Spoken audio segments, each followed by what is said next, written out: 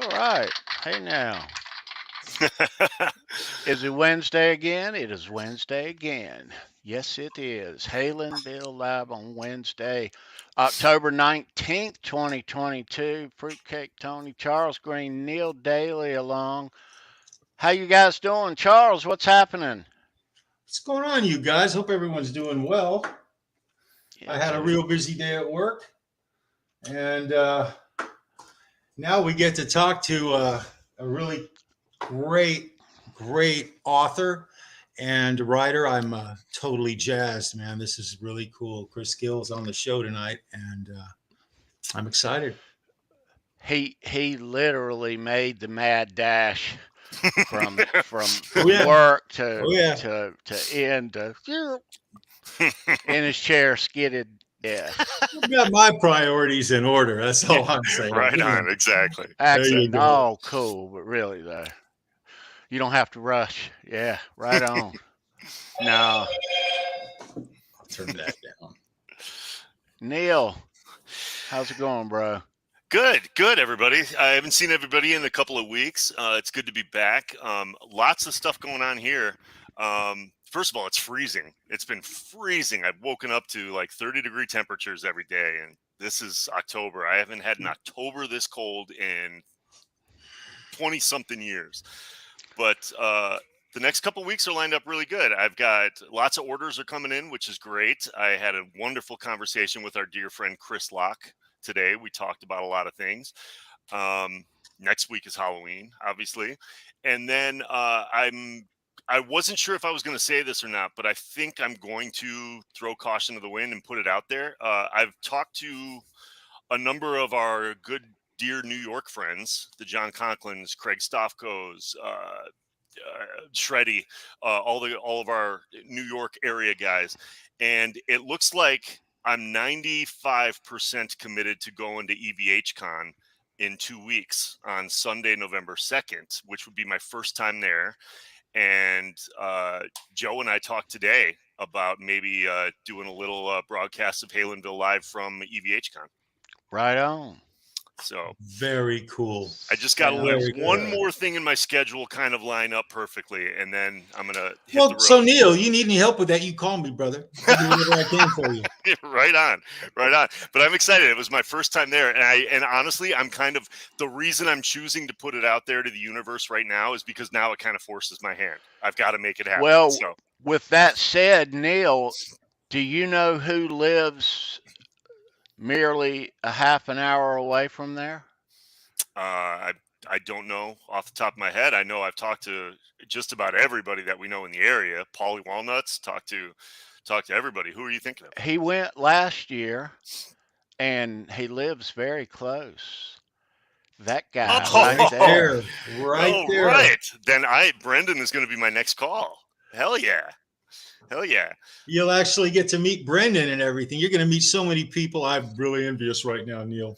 I know. I'm really excited. It's so funny. Super cool, I've been talking to Rob Johnson the last couple of weeks about the possibility of it.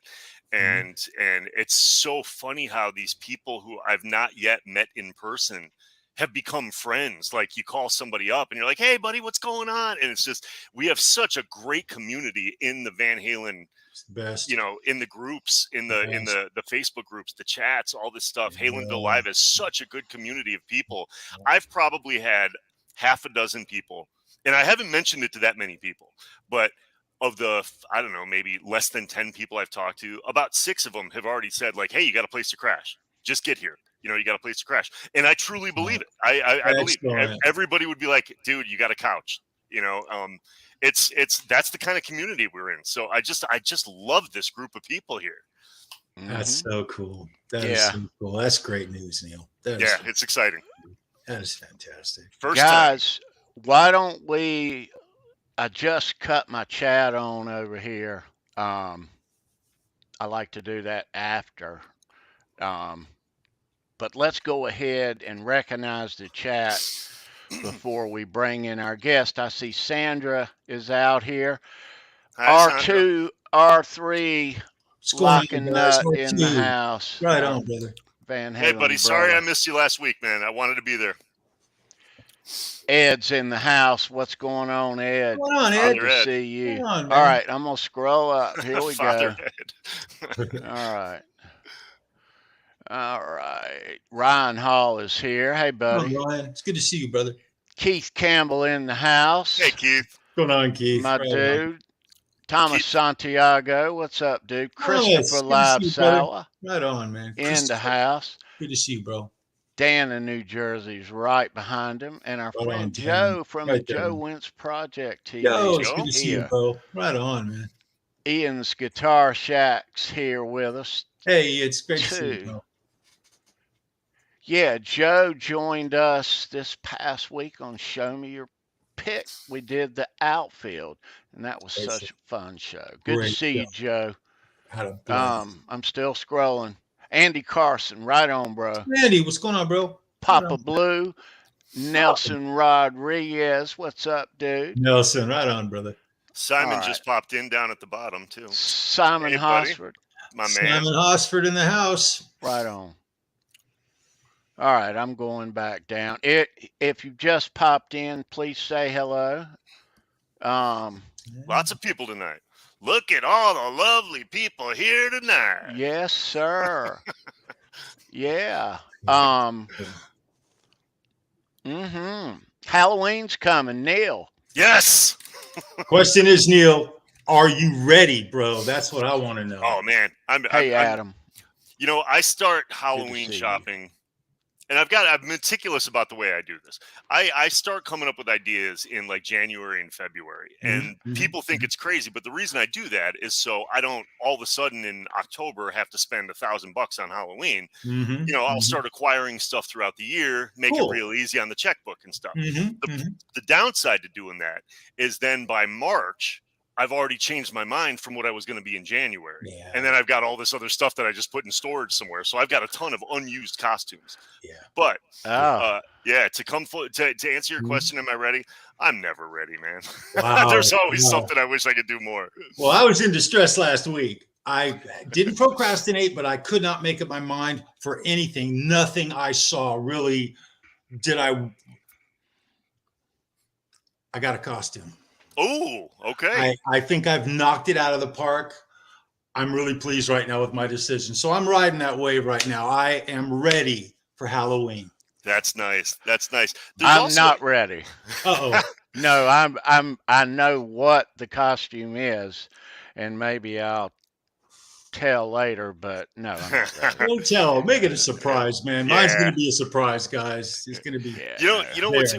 what's fun though is when I was in Los Angeles, I hosted an annual Halloween party every year, and we would have, you know, sometimes 30, 40 people there. There was a year that I had about 70.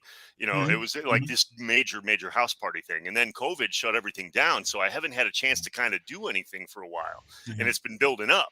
And now this year, Alexia, who works at a great high-end hair salon now, has one of her coworkers is throwing a big house party. So we've got an excuse to do it, and I don't have to worry about the cleanup. I don't have to worry about the guest list. I don't have to worry about. There's a lot to be said about that. So we get to go all out. And on top of that, you guys have met my brother Ryan in the chat a few times. Ryan and his son, his 5-year-old son, my nephew, are coming to town for Halloween. So there's a little bit of added, He's 5 years old. He's 5 years old, and he that's a hasn't great seen the way Halloween I age, do dude. Halloween yet. So Excellent Halloween age. there's a little bit of pressure on me to show this kid how I do it. So, Yeah, you gotta have to step it up. Neil's so good and got so much Halloween stuff. You'll spoil him for life. I know. It'll never be good as Uncle Neil's place. Yeah, my brother already said you're gonna ruin me.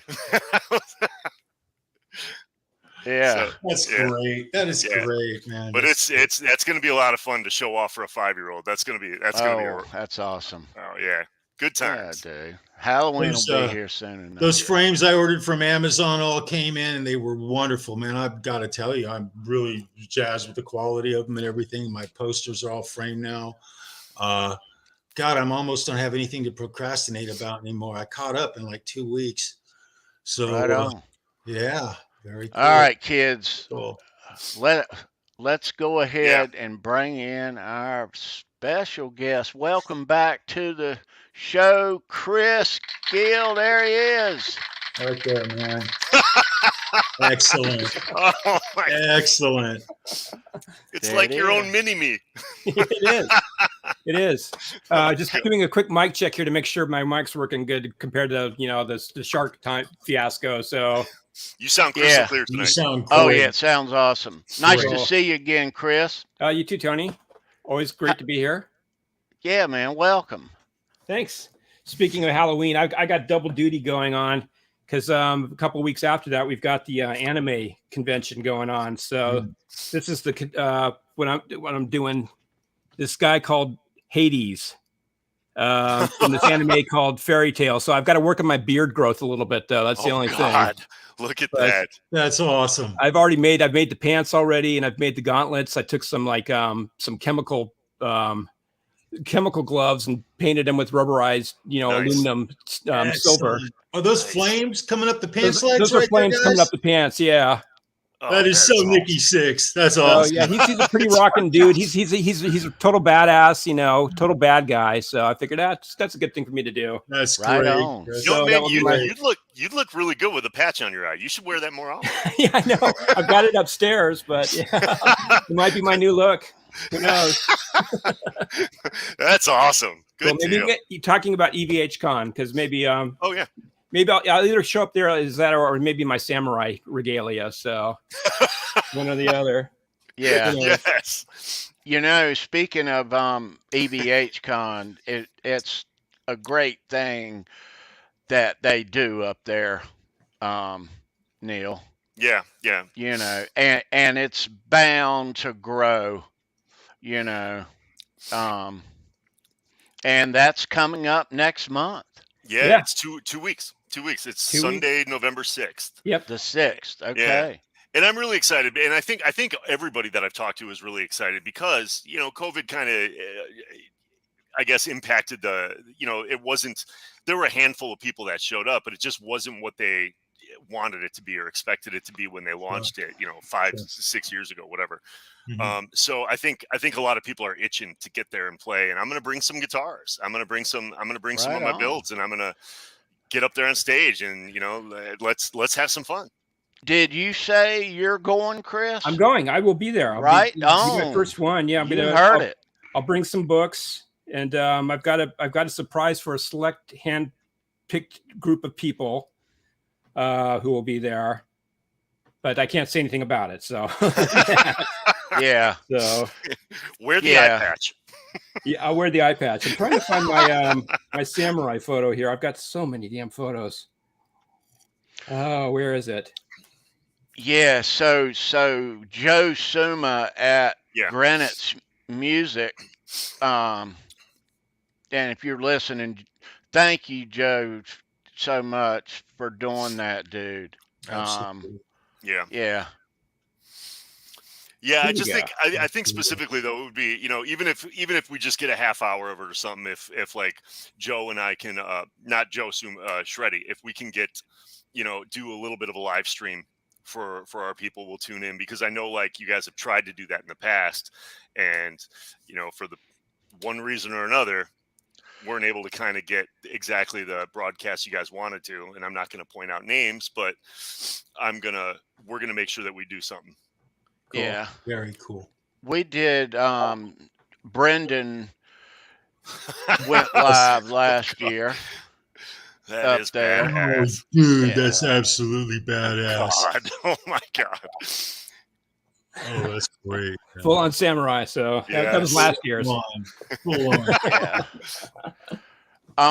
And I think we went live with John Conklin too, right, Neil? Yeah. Got a From little bit. EVH Con. Yeah.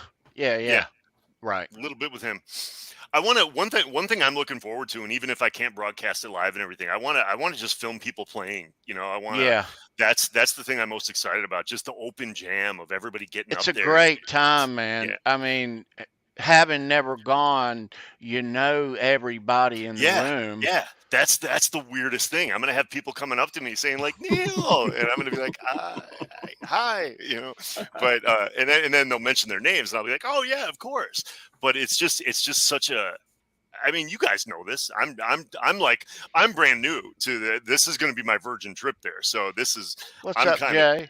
I'm just thinking this is going to be like a Christmas morning kind of thing where I'm just going to be like, oh my God, this is Disneyland. Well, one thing that I really hope happens, and I'm sure it will, is this will be the first EVH con without Dave Nesdahl in attendance. Sure, yeah, that's true. Yeah. You know, he went every year. Yeah. And knew everybody in the room. Yeah, and it's funny knew if you them go all to the, personally. if you go to the EVH Con Facebook group or the Facebook page for the event too, Dave Nesdahl's pictures are all over it. He is all over it, and so it's there's a lot of people. I'm sure we'll pour a little something out on the curb, you know, give him a give him props. I'm sure something will be planned though. Yeah. I'm sure of it.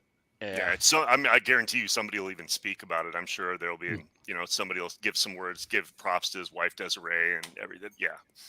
Yeah, right on. Let me say, we're going later on in the show, we're going to do some Van Halen trivia. Nearly impossible, almost impossible, certainly improbable. But that'll be, that'll be later.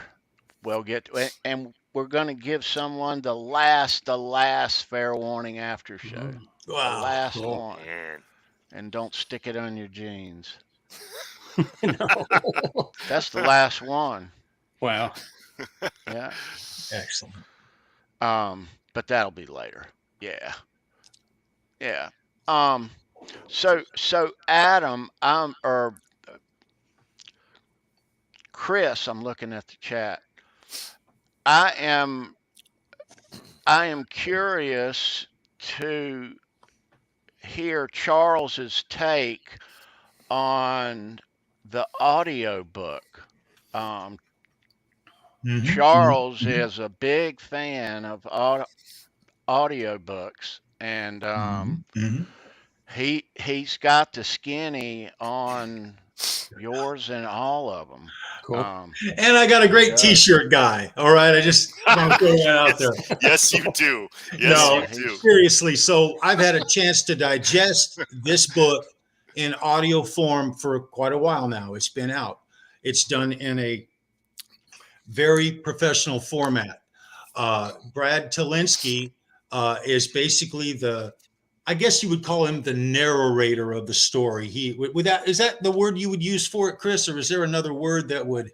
I really don't know what you'd call it. Yeah, I mean, he does. I know he did the introduction, and we kind of talked about like should he do it? Should I do it? Should we both do it? Well, I got to give a shout out to you.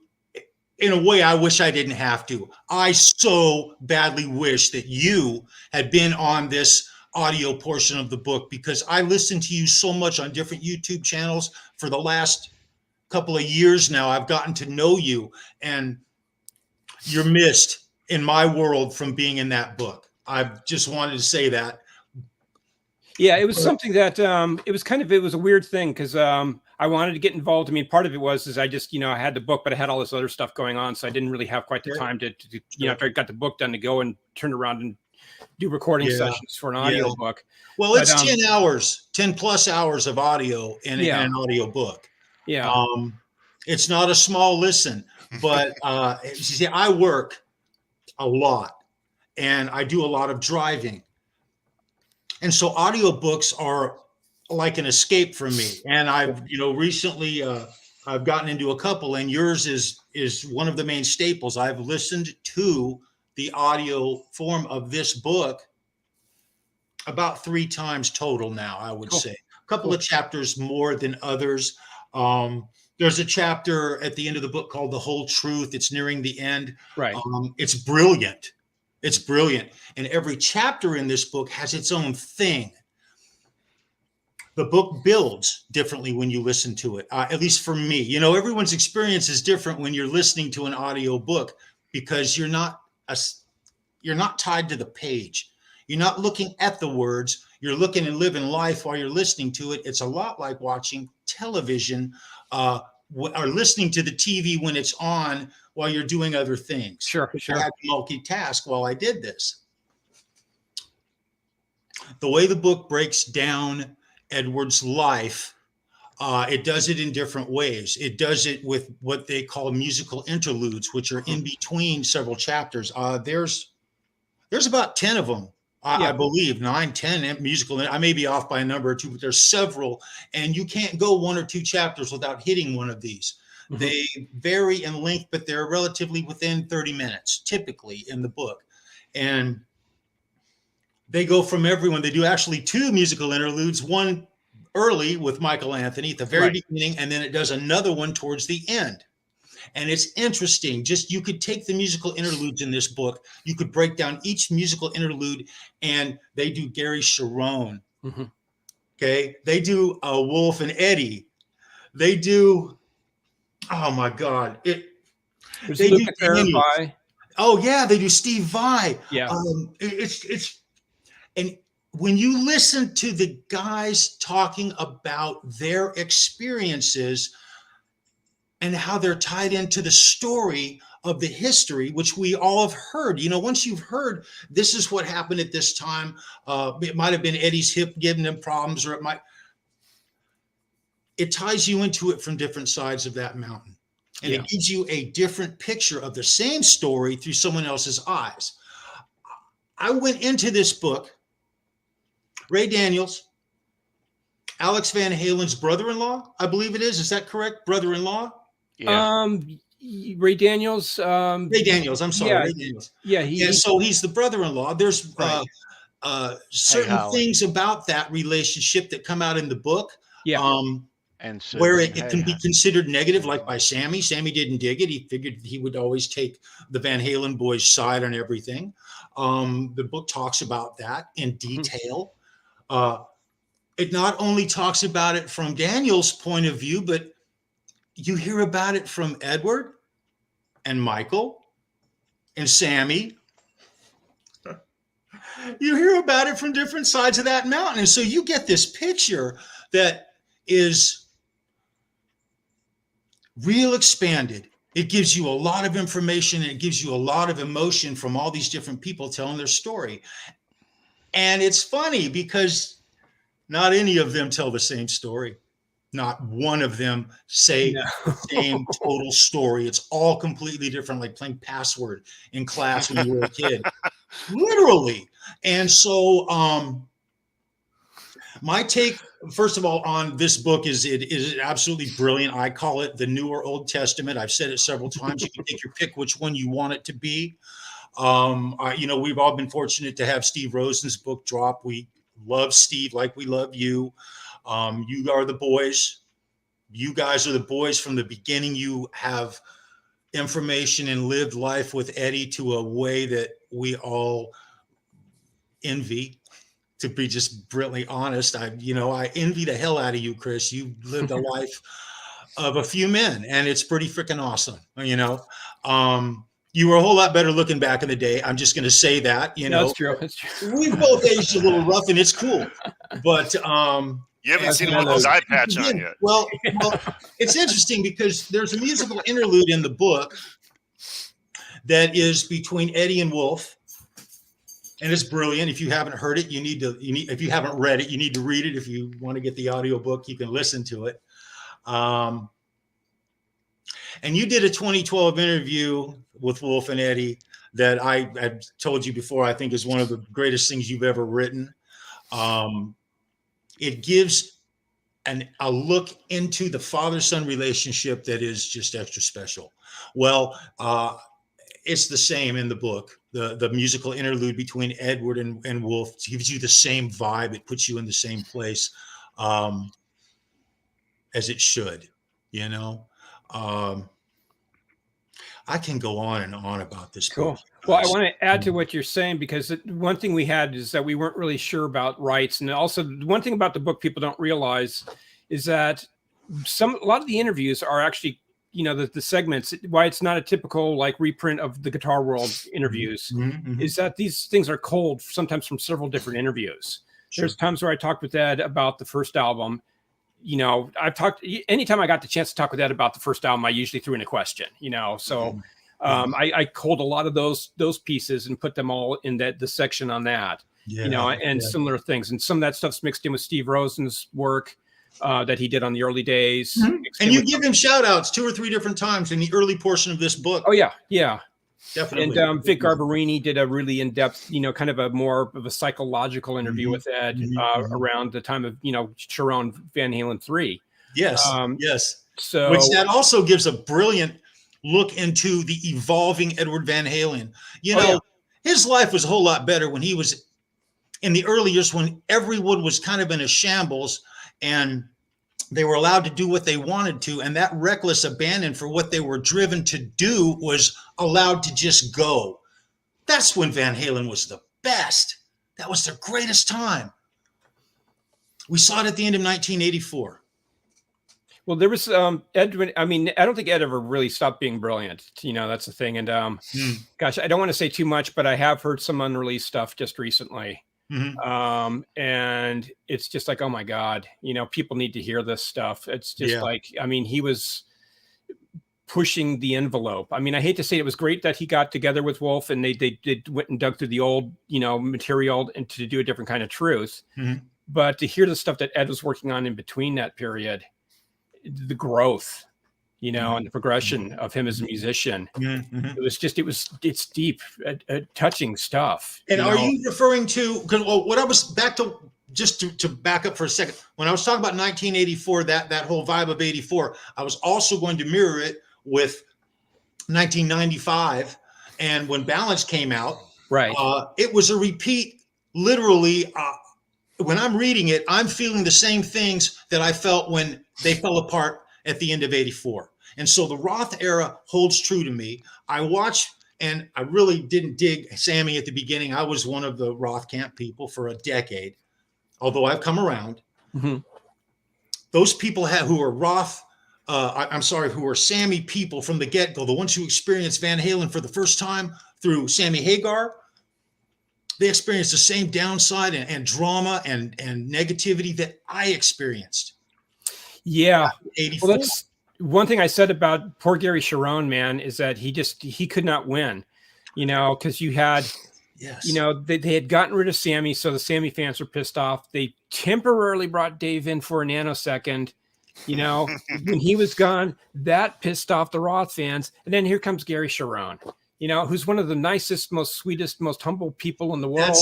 And he steps into this, you know, it's like, just like I'm diving into the volcano, you know, at this point. You know, the thing about it is the fact that Van Halen grabbed Sammy Hagar and were able to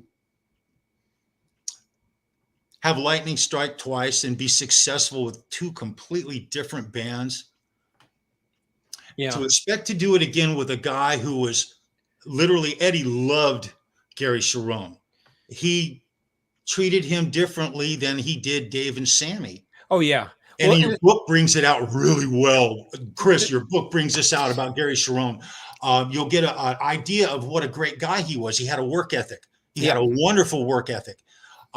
He was the opposite of Dave and Sammy. The book actually does the breakdown of their characteristics and why that holds true. And he was a great foil for what Ed's ambition at the time, because Ed really wanted to grow, and Gary could write these deeper, more meaningful lyrics. He was a package of both Sammy and Dave. He had great lyrics like Dave, and he had a great voice like Sammy did. And I think the problem was with Van Halen 3 is just, it was too much like, let's just let Ed do this thing. And they brought in kind of this, you know, they brought in Mike Post, who really isn't a rock and roll producer. So he didn't know when to trim the fat and how to rearrange things. So it's a little bit overindulgent. And gosh, you know, just bad timing too. It was bad timing. Just musically, it wasn't what people wanted to hear. Now you listen to it, it sounds a lot better. But gosh. Well, Sam, correct me if I'm wrong, because I believe the book, I think I'm correct. That's when Eddie was, as far as mentally and physically, he was doing pretty good. Right? Is that correct? He was seeing the analyst. He was getting his head straight. He was finally having breakthroughs. He was learning to play guitar without having a couple of beers first. Book goes into this really well. And So I'm reading this, or I'm listening to this, and it's an Eddie that I didn't really understand. I didn't connect with because he's not the Eddie. He didn't. And I'm not knocking it. I'm glad he accomplished this, but he's not the Eddie that I grew up with. No. And so the book goes really well into the transition of him becoming a different person. Yeah. And he did become a different person. I mean, he really aged quite gracefully. And I just think, unfortunately, I think Van Halen fans weren't ready to go there with him just yet. Well, I had a thought about that, Chris. You know, as a rock fan and a fan of Van Halen, and this is personal, what I'm saying, it's just my personal thing. I love the band Van Halen. And to have a band, it requires more than a guitar player.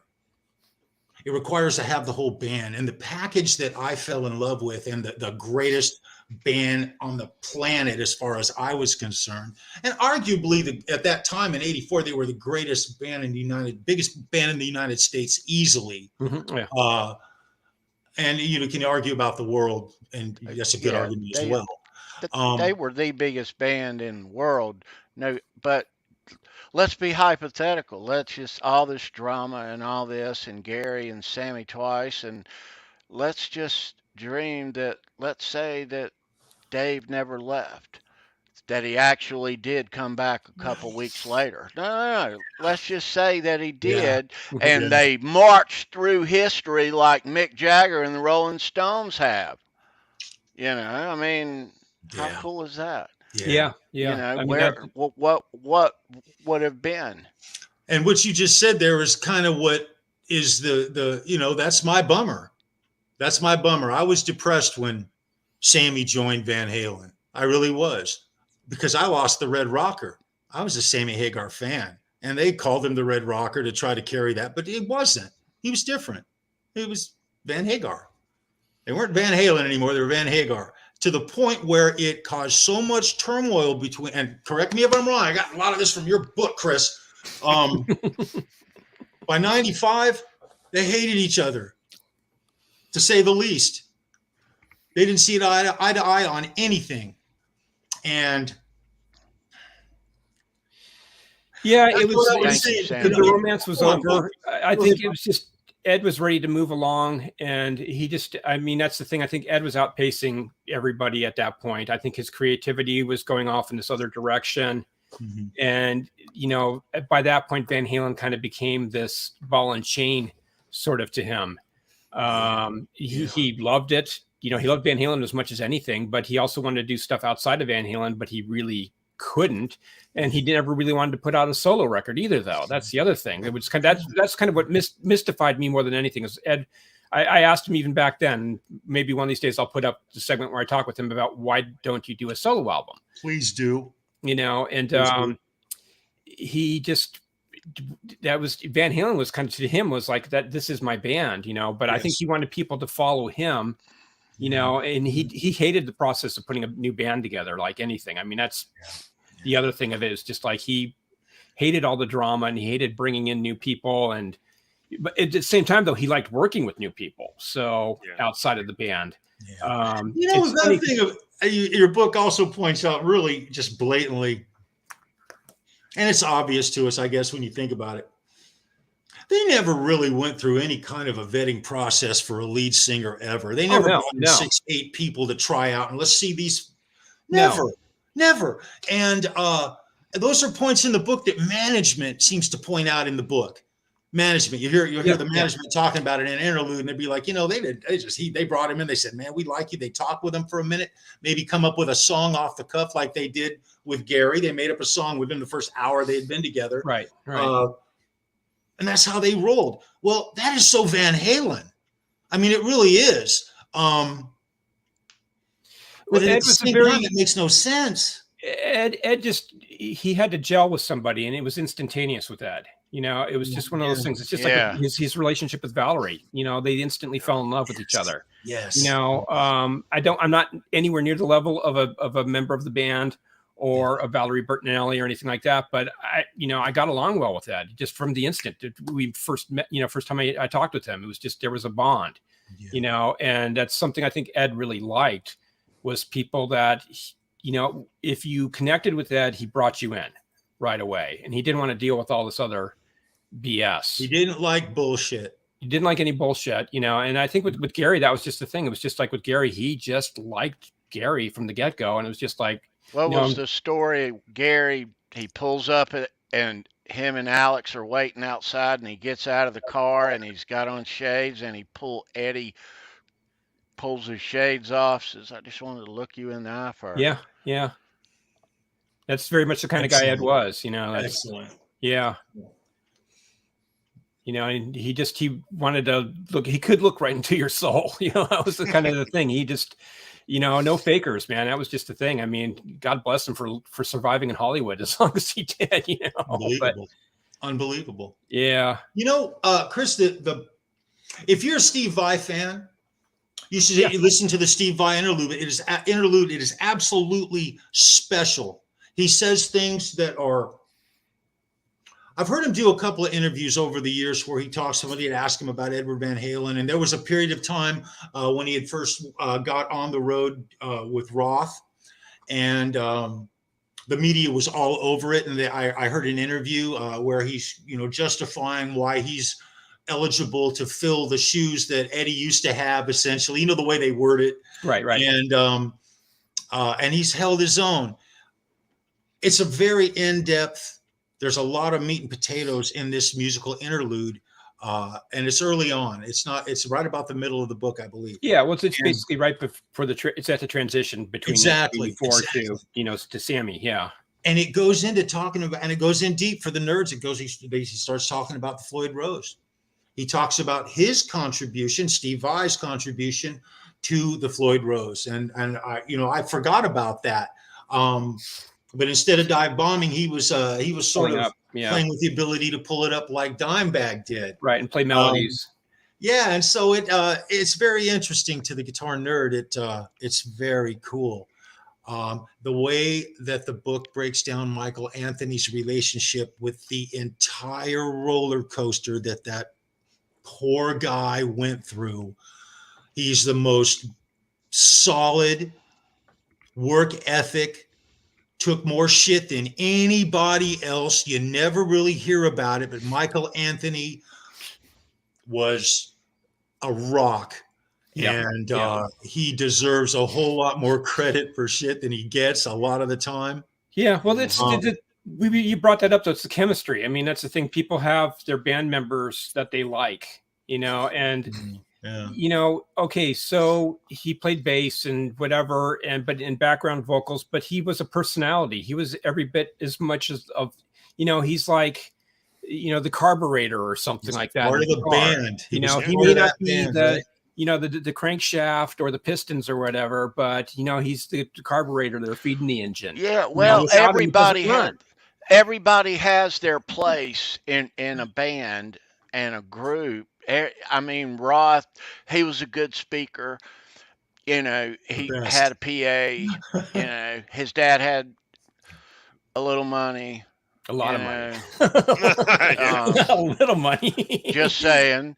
San Marino is like the Pasadena Beverly Hills, man. That's but everybody had their place, and Ed was so good on guitar, but maybe it was a band, you had the brothers and you had Roth. Maybe it was a band where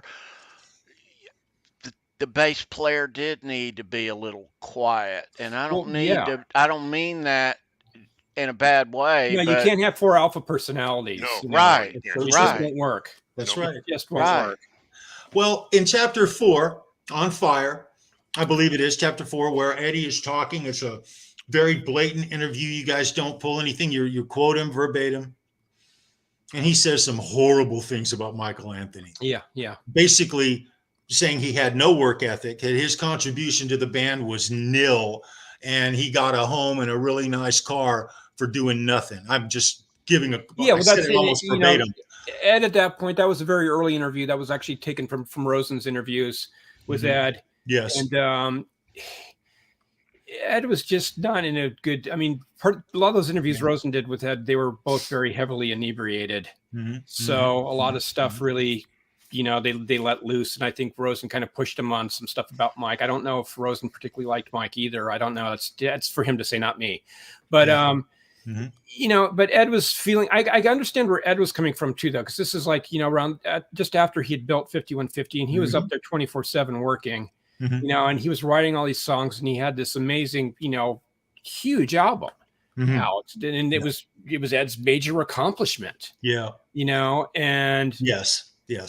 Mike was there to do what he needed to do, but at the same time, it's like, hey, if you don't need me, I've got my wife at home, and thank you. Ed didn't like it when people had a life other than his. Well, that's the thing. And that's, that's with Ed, it was about family, but he had two families. He had the Van Halen family and he had the band as a family. Yes. And I think as things moved on, really, the Van Halen family was always important, but the band family became even more important.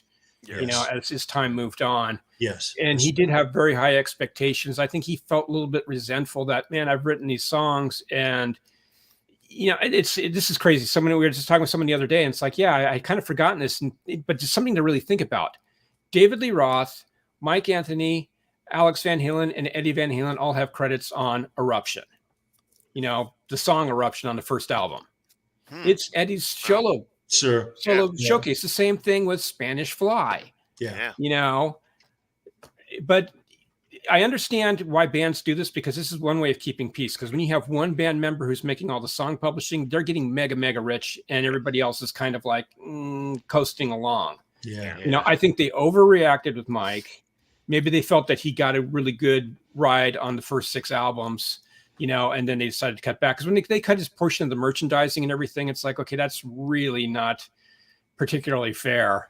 No, but at the same time, I was talking with Jeff over at Van Halen News Desk, Van Halen store. He has a document that he bought that shows poster sales, from the merchandising. Back in the day, and like Roth was outselling everybody combined 4-1, or 5-1 or 6-1. It was a crazy number. Ed was in second, and then at the bottom was Alex and Mike. And I'm sure like Ed's just getting fed this stuff all the time and going like, gosh, it's like they're not even as popular. And at the same time, you have Roth thinking like, hey, I'm way more popular than these guys. I sell 4 times more posters, and I'm going to become a movie star. So it creates the rift in that way. Then, Ed's like resenting Mike. It's just like, oh man, I just think the success, they weren't prepared to handle that level of success, especially coming from such modest backgrounds as most of them did. I mean, not Roth, but the rest of them came from really modest backgrounds. Plus they're all being pulled at different directions because they're famous. Oh yeah. And fame comes at you hard and heavy. And it never stops once you reach a certain point. No, and it's interesting because Eddie learned a lesson very early on at the very beginning of trusting people and what can happen when you open yourself up. He took some hits early from Angel, in the beginning with the cover. Right.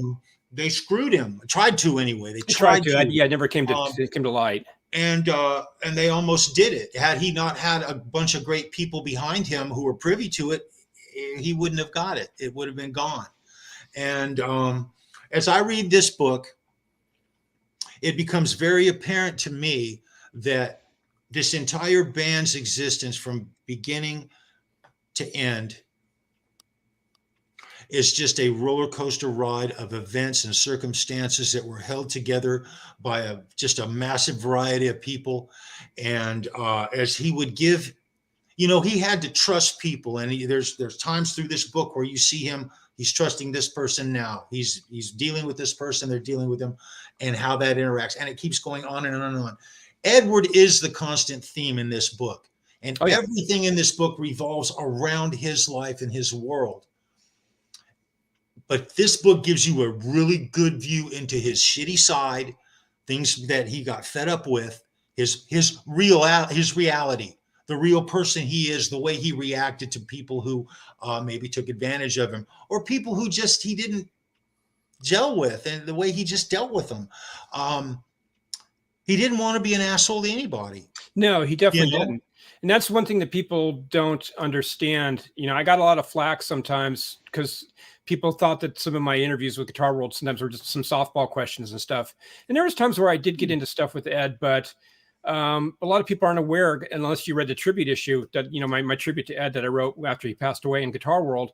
We worked together on the articles. I've never worked with another artist like this. Usually it's like you go and you do the interview and then you vanish, and you write the article and it appears and either they like it or they hate it, or whatever. But Ed, man, was like, we were constantly on the phone.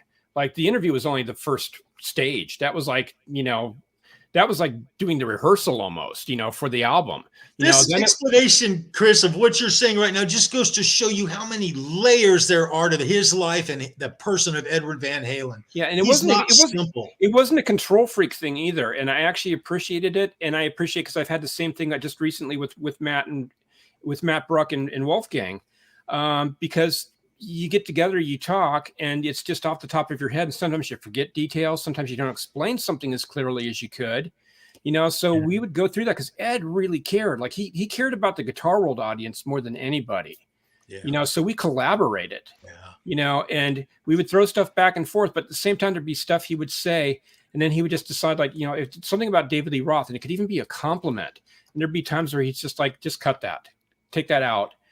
Because I don't know how he's going to react to that. I'd rather just not go there. Wow. And people say, like, why didn't you ever talk about Mike? Well, we talked about Mike, but he was just always worried about how are fans going to react to this? How is Mike going to react to this? That kind of thing. Like he said, he didn't really. He actually gave a shit about what people would think about what he said. Exactly. And that's I think, unfortunately, when he did the thing with Chuck Klosterman with Billboard in 2016. Okay. That was, I think, unfortunately, he got so used to working with me that he let his guard down, because that was really one of the few other major interviews he had done at the time. Well, when you interview Chris, so to give you some props here, man, you have a way with your interviewing that people open up to you.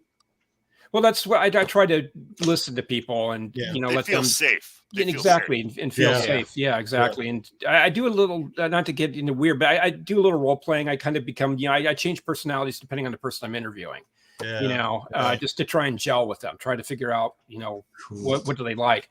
But with Ed, though, it was like with the Billboard thing, he was really upset afterwards because it's like, oh my God, they printed all this stuff. He kind of called me up and like, what the hell? Can you believe they did this? And it's like, yes, Ed, because you told them this stuff.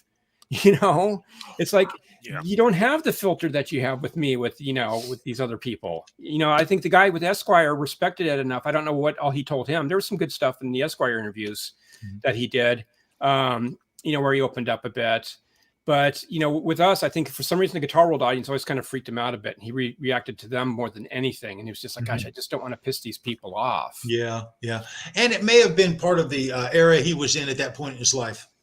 Yeah. Well, he just, the thing was, he cared, and the one thing that really hit me the most about him was, the last sit down interview I did with him in 2015. And he talked about the future of the band, and, the 2015 tour was over with. And he's kind of like, I really want to do another record, but I've got 3 other people to convince, and Wolfgang, I can count him, but my brother Al kind of wants to take a big, long vacation.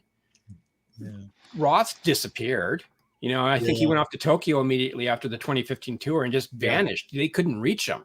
Yeah. And Ed was like just raring to go.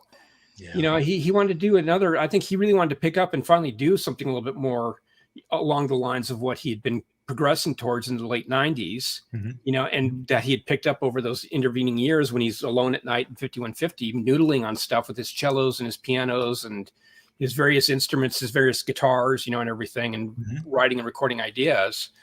I think he really wanted to go in that direction. Like, okay, we gave the fans what they want with a different kind of truth. Now let's show them something else altogether, but he couldn't get anyone else on the same page. And then his health problems started emerging. He got better for a little while.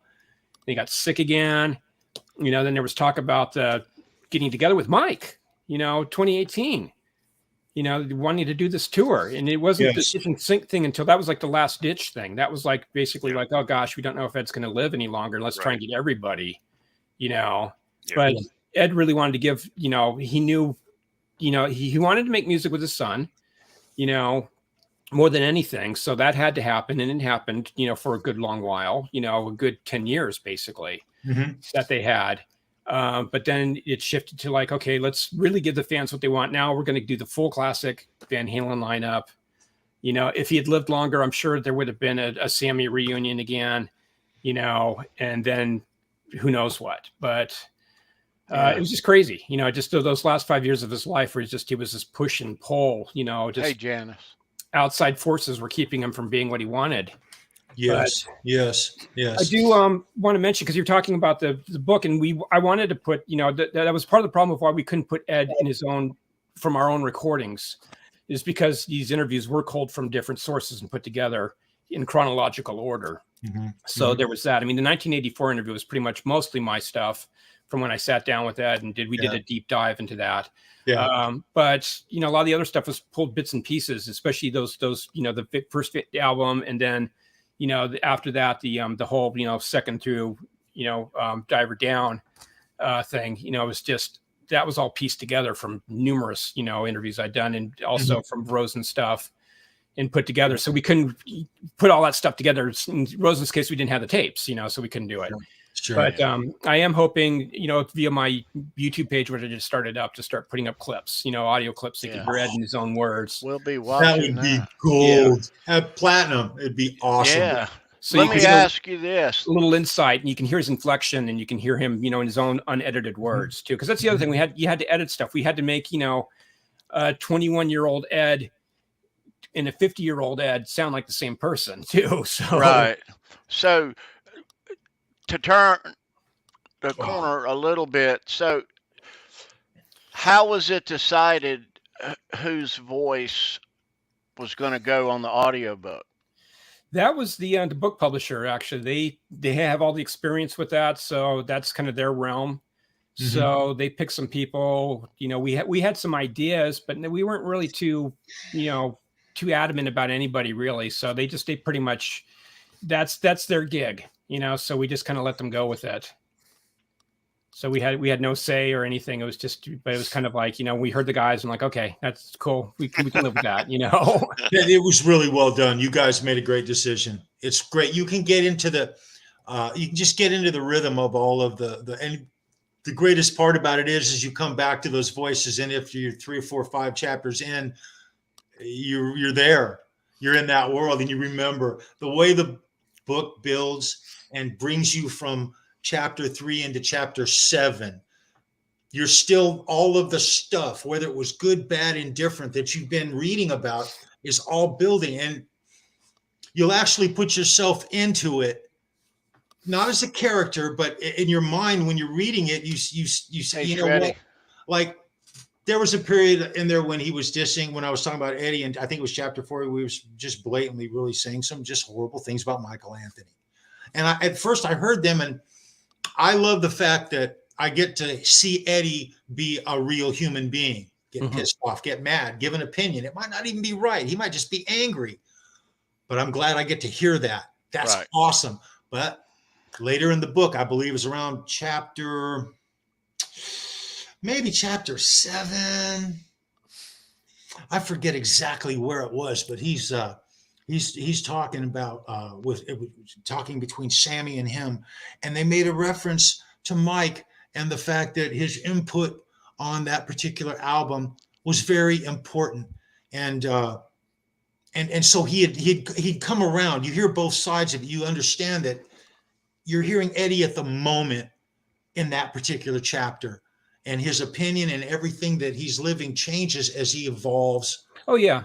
Well, he grew, he mellowed, you know, I mean, as he grew older, you know, he became a father and went through all these different experiences in life, you know, separated from his wife and everything. And I think it just really, he put his perspective into place, you know, and he was no longer an angry young man as much as he was more, you know, wizened and everything. He had been through the therapy, you know, out in New Mexico and everything, and had become more in touch with the spiritual side of himself. And the way you do that in the book is also really, really brilliantly done, because you actually hear Eddie pondering life and decisions he made and why he's been this way. And the fact that he couldn't put a guitar on and play on stage without a couple of beers because he was trained from the age of 12 to do that. Yeah. Is priceless. It's priceless. Yeah. Well, that was the thing is, we were trying to write, almost an autobiography as much as we could, as close to an autobiography. If Ed was going to, I wanted to do an autobiography with Ed, but I think, unfortunately, I don't want to poison the well, but, some previous experiences he had made him a little skeptical of doing books, and so, he never wanted to do it. I even wanted to do a book, and Matt Bruck and I both pitched him heavily on it after we did the thing in 2013, up at 5150, about doing a guitar book, just going through pictures of every single guitar that he owned, and all of his equipment and everything, and just like doing this whole thing and then having him talk about it, just like I did in that article.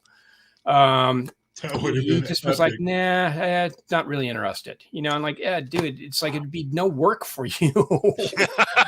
You'd have to sit down and talk guitars with Matt and I a couple days in a row, and we can take a break and whatever. I mean, we blasted through, I don't know how many guitars, like 40 or 50 guitars, in the afternoon, when I was up there at 5150, when I did the Guitar World, the Guitar Aficionado cover story in this collection.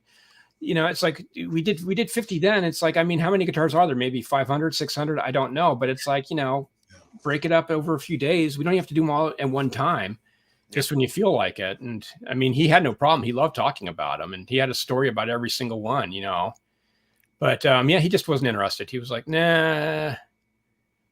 Why do you think that was? Because we've been fortunate enough to hear a couple of authors and writers just like yourself. Talk about I don't want to say too much. Read Rosen's book and come to your own conclusion. That's all I can say. Yeah. Those of us that have read the book get it. I get it. I'm there with you. I'm right there with you. Hey, Very Chris, cool. if I can jump in for a minute. Sure. I was one of the lucky ones, blessed to have gotten an advanced copy of your book before we had you on the show the first time. So I read the book, but admittedly, I've never, ever in my life listened to an audiobook. So my question, and it's fascinating hearing Charles describe it, and this makes me very much interested in wanting to go out and listen to a book, listen to your book. The question I have for you is, you'd mentioned earlier things about the difficulty getting rights to certain things to put in the audio transcript of the book. Was there anything in the book that you wrote that wasn't able to be legally used for the audiobook, or is it all still 100%? It's 100% the book, basically. Okay. The problem was it's just using Ed's own voice. Because when I did those interviews, it gets into kind of a weird legal thing, because when I did the interviews with Ed, even though I taped them or digitally recorded them later, I didn't have his explicit permission to use the audio portion of that. It was just to do it in print. Interesting. So that kind of comes into a weird. I think Ed wasn't around either, so he couldn't make a decision. Sure. But we didn't know what the powers that be, if they would be okay with us doing that. So it was better for us just not to go there. Plus, it was the challenge of splicing all these tapes together in different audio quality and stuff. It would be too weird for the listener to hear, like I said, 21-year-old Ed all of a sudden morphing into 50-year-old Ed or whatever, where he's kind of got a little bit more of a nasal voice and gets a little more gruff and kind of tough. A million packs of smokes will do that to you. Exactly. Yeah. So that was kind of tough, to put that together. And that, I mean, because we've had a lot of interest in the audio. Documentarians out there want it, and all these other people, and it's just like, can't really do that. One thing I do wish, and I have to, oh my gosh, I have they shot my whole interview with Ed on the Wolfgang guitar at the Fender Corona, at the custom shop in Corona, with this professional film crew. And you can see about 8-10 minutes of it online on YouTube. There's a little thing there, a little snippet of it, but they shot the whole interview professionally. And I know that stuff is out there. I've got my own audio tape of that interview, but I would love the video of it. Because, I mean, who hired the film crew? Fender did. Oh, okay. So Fender/EVH, but it was really FMIC that did that. But it was they had the whole tracking set up and everything, multi-cameras. Oh, yeah, they had a camera up above us, looking down at, straight down at the table where we were we had like a work table that was all carved up and everything. And they had some Wolfgangs up there in various parts and everything. It was a total Hollywood production, and it looked really slick, great lighting and everything. Oh man. I hope that whole interview someday sees the light of day, because that was, I mean, it's a guitar nerd interview. Sure. You know, it's Nice. That's us. yeah, well, yeah, and Nice. that's, I mean, that's the thing. It's like it just, you know, you don't have too many guitarists talking about guitars in such depth. Yeah. You know, and this was like about 2 hours of Ed talking just about the Wolfgang project. I mean, other things come into play, you know, in his whole history of tinkering and so on and so forth. But Wow. that was just, you know, that's something I would love to see as a bonus item somewhere. I've got to talk to someone over at Fender to see if they can dig that up, and you know, if we can ever put that whole thing out. So maybe some anniversary of the Wolfgang or something like that. I mean, we're coming up, you know, not too much longer. I mean, another 5 years from now, basically, is going to be the anniversary of well, actually, when did the Wolfgang came out? Actually, 2009, I think, didn't it? So we still got a ways to go yet, but either way, whatever. That's wishful thinking, but yes. But yeah, but like I said, I'm going to cherry pick a little bit of pieces from my tapes and just put them out there so people can hear Ed talk. It's kind of cool. You know, that's one thing I wish people could have heard in the book, but it just logistically didn't make sense to do so. Yeah. Now, when we had you on before talking about the book release originally, you know, I know one of the questions that came up, if I don't remember who asked it, but there was a question about, you know, had you been in touch with Janie and had you been in touch with Valerie and Wolfgang prior to putting out the book? Now, obviously, you've got a connection with Wolfgang and you've done all this stuff. So, have they given their feedback on it? I've got unofficial feedback. You know, I didn't get any feedback directly from Wolf. Okay. I've had offline conversations with Matt Bruck, you know, who basically speaks for, you know, he's as close with Wolfgang as he was with Ed. Yeah. So, but, you know, we had our tense moments there for a little while because they didn't understand the nature of the project. And I couldn't really explain to them in a way that wouldn't be taken the wrong way, but it's just with a major book publishing company like Hachette. I mean, there's basically 6 big publishing companies, and Hachette's right there in the mix. It's like the big, you know, it's like Warner Brothers, Sony, right? You know, whatever record labels there are out there. You know, it's the book publishing companies are the same thing. You know, we had pitched a book before while Ed was still alive. We did pitch this book to the major book through our agent to all these book publishing companies, and they were kind of lukewarm, like nah. And then of course the week Ed dies, our agent's phone's ringing off the hook. Right. And, you know, we came to find out after the fact, because we were worried about, what about all these competing books? That's one thing we were talking with our guy in-house at Hachette. Like, you know, what about these other, do you know of any other Van Halen books that are coming out? And they said, like, as far as the big book, you know, publishing companies go, this is it. Yeah. Like, and this is going to be it for quite a while, you know? So if we didn't get the deal, somebody else would have done it. And who knows what it would have been and who would have put it out. Right. You know, it was almost like Brad and I felt like an obligation to tell Ed's story properly and respectfully, you know, to include, as we've talked about a million times, about, you know, the songwriting, the playing, the instrument designing, you know, all of his accomplishments, what he really did, you know, and to stay away from the more tawdry aspects like some of these other books have gone into. Sure, you know, it wasn't a tabloid book. It wasn't a tabloid book, you know, and that's what would have probably happened if it hadn't been for us stepping in there. They realize that now, you know. Good. They said that your book is really a nice tribute to him and respectful. It's honest, you know. Yes, it is. Yes, and it is. They admitted that some of the stuff wasn't exactly rosy, you know, but no, it's real. It's real. It's real, and it's true. It was. That was my impression of reading it. What, almost a year ago, I think, whenever it was that it wasn't a love letter to Eddie. It wasn't it's not all wine and roses. Yeah. But it was honest. And I think the nature of the direction you chose to tell were the conversations from Eddie, that whole thing lends a certain amount, like it's different. That's you brought it up earlier that it wasn't quite autobiographical, but you kind of wanted it to be. That's about as most autobiographical as you can get. That's the thing. We had more interviews, you know, in his history with Ed throughout his career of talking with him, that, you know, Rolling Stone goes through its phases where they're interested in Van Halen, then they're not interested in Van Halen. You know, and there's other publications or writers with bits and pieces of stuff. And I'll give Rosen credit for, at least for that early period, basically, late 70s up through, late 80s, basically. I mean, he talks about 26 years, but I know it got a little tumultuous, his relationship with Ed. Yeah. I mean, but Brad, knew Ed for a good 30 years. I knew Ed for 26 years myself. I had the latter half of his life. Mm-hmm. So, putting all those pieces together kind of tells the whole story. And it is in his own words. And that was the idea, was to let him speak for himself, not to have, this analysis. I mean, we filled in some of the holes with the other people we talked to, because there were some things like, gosh, and this was the process that we wanted to do initially with Ed, when we saw little holes in his story, to fill them in with Ed himself. Right. We never had that opportunity, unfortunately, because he passed away too early. Mm-hmm. But these other people we were able to go to after the fact.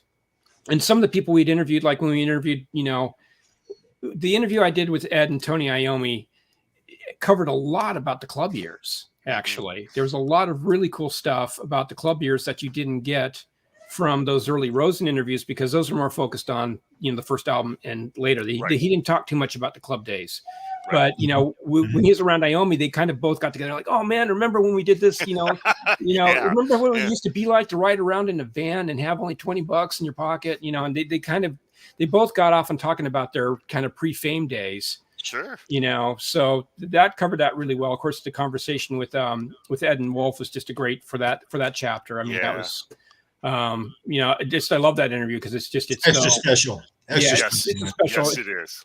And I think, again, anybody who criticized Wolfgang for coming into the band, once you read that interview, you understand why Ed wanted to make music with his son. Agreed. Oh, yeah. Totally. You cover that in the book really well. You know what else in the book, without skipping too much, but there's a section called Dark Times. I think it's chapter 9. Is probably that about there, yeah. Yeah, around 9. You cover the period of time where he basically just barricades himself up. I always think of him like barricading himself in 5150 and just letting himself go to complete shit. Yeah. During that period of time, he took nothing but crap from the media. I remember listening to the radio and hearing, oh, by the way, such and such about Van Halen. And in the Dark Times, they would talk about Eddie. And they'd always make reference of something that both either Sammy or Dave, Sammy and Dave gave him a lot of shit during this Dark Times. The world gave Eddie a lot of shit. They wrote him off as being just, I think the book uses the words, oh God, I want to get it right and I'm going to say it wrong. An eccentric rock star, acting like an eccentric rock star. I heard that back in the day. On the airwaves, you would hear somebody make a comment about that, and it was always negative. And the way that the book transitioned out of the Dark Times is really like an awakening for Edward when you get out of that and he starts pulling and getting his life back on track, because he does. He does it completely, or for the most part. And when I read this in the book, I always think about this in the back of my mind. I said, well, how sober was he? How lucid was this man? But he appears, the reason I think that he actually was is simply because of the writing and the way that when your tale of the story lets him speak. And you can hear in his words and the way that he's trying to convey it, that he's genuine. You're hearing, but he doesn't sound like the same guy. That's the best thing about this book, is when he transitioned out of the Dark Times, which the book is just, it says it just like it is. All the grit, grease, grime, horror, it's there. He comes out of it, and it gives him a transition into a new life, because he kind of gets a new life out of it all. He does. He did really get a new life, and it took a while. I mean, I started interviewing him around just after 0405, basically. I started talking with him again after, first talking with him in 1994. But when I started officially interviewing him for Guitar World, basically, it was 05. Mm-hmm. But yeah, he was still coming out of the dark. It was a rough patch, but it was two things, as we've spoken about, Wolfgang being one, and Janie, were the other just two very positive forces. I mean, Yes. his world crumbled basically in the late 90s. Yeah. The response to the Van Halen 3 album was a big setback, and it hit him hard because he put so much of his own person into that. Yeah. I honestly feel it's some of his best guitar work he ever came up with, and the fact that it wasn't received as well as, it's just crazy. It really is. And it's one of the things in the book that I'm still right now having trouble dealing with it, because he was a better guitar player, as good a guitar player as he ever was for all that music that he produced. Another question, if I can. During the dark times, there is reported to be hundreds of hours of him just playing guitar and recording it. That's in the book. Yeah, and I will say one thing. I mean, I do want to answer Susan's question too, and I'm going to kind of get to this. That Ed did do everything. He was like Wolfgang in that, he played bass, he played drums. He didn't sing as good as Wolfgang does. I mean, he did it early on, but the cigarettes kind of got to his voice, and he wasn't quite the singer that he used to be. Played keyboards, obviously. We all know about his piano playing youth and winning all those contests and everything. Those piano skills never left him. He played cello. It goes on and on. He had all kinds of interesting, bizarre instruments. I was just talking with Andrew at the 5150 show about, he had a banjo in his studio, I saw. I'm just curious to hear what would Eddie Van Halen play on the banjo? I have just recently heard some stuff that was slated for the second Sharon record, and it's got to come out. It's brilliant stuff, because the stuff I've heard is like, okay, I think he learned his lessons from kind of going hog wild on the first thing, and everything was reined in. The arrangements are so much better. The mix is so much better. Everything is so much better. Sharon sounds like he fits in the band now, and he's singing, and Sharon's singing is amazing. He sounds like a mix of like Roger Daltrey and Sammy Hagar, and the best of the stuff he did with Extreme. It's super powerful and emotional, and Ed's playing is right there with them. And there's these jams that are just phenomenal. They're like they're deep and they're emotional. Like the track that he did for the Morricone record for the 1900. I can't remember the name of the soundtrack, but he did with Roger Waters. It's like that type of playing, that emotion and everything. But in this Van Halen context, it's even beyond the Van Halen 3 album, and it's adult and it's mature. And it's emotional. It's just, it rips at your heart, and it's just like, I don't even think if it came out then, I think in a way it was kind of wise, because it's like you look at what was going on around 1999, 2000, and I don't think people would have been ready for that either. I think now, though, if you were to release that, I think people would really appreciate it for the genius that it is. It is genius. It is genius. You know what's funny though? Isn't that so interesting when we talk about certain savants in the music industry? Certain like there's people like Neil Young, or there's people like Prince and Eddie Van Halen, and even to a certain degree like Billy Corgan of the Smashing Pumpkins for the younger generation. These people are almost too far ahead of their fan base. Yeah. And that they're so creative and their output is so strong, and they're so want to keep pushing the edge forward. And it's unfortunate because we're in an industry where very few people want to hear something new. They want you to repeat, oh, we love what you did last record. Do the same thing again. Do the same thing again. And I know this because I've been in bands, I've played music, I've gone to shows, and of every time I see a big band play at a show, I am the only person of the group of people I know that get really excited when they play an unreleased song. Sure. Oh yeah. Yeah. And I'm like, oh my God, I'm the first person hearing this. And everybody else, that's when they go grab their beer. That's when they go to the bathroom, because they're like, we don't know it. And I'm like, you guys have no idea what this could be.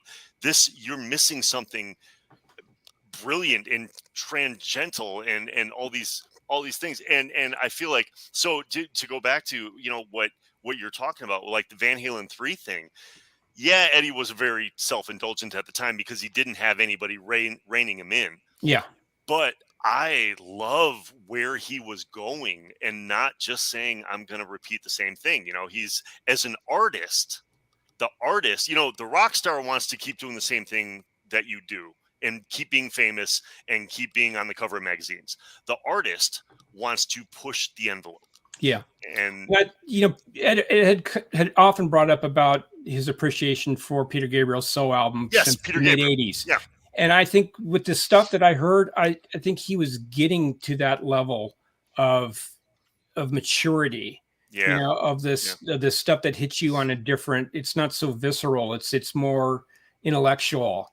And you listen to some of the stuff that he's playing in the background, and it's just like, it's not flashy, it is flashy, but it's like, it hits you in just an entirely different way. It's just like these sounds and these things. It's just like it's so hard to explain music. I did want to get back to Susan though on some of the other stuff. Yes, Ed did play, not so much the drums. He did do bass lines. I can't verify, but I think it started pretty much with the FairWarning stuff that he did with Don Landy, where he replaced some of Mike's stuff. We know that 1984 he had his own studio, and pretty much from then on, whether it's Mike or Ed, those two guys were the only people who could probably tell you who's who. So when Ed and Don were going back late at night, then they said they were re-recording guitar parts. They were doing something else also.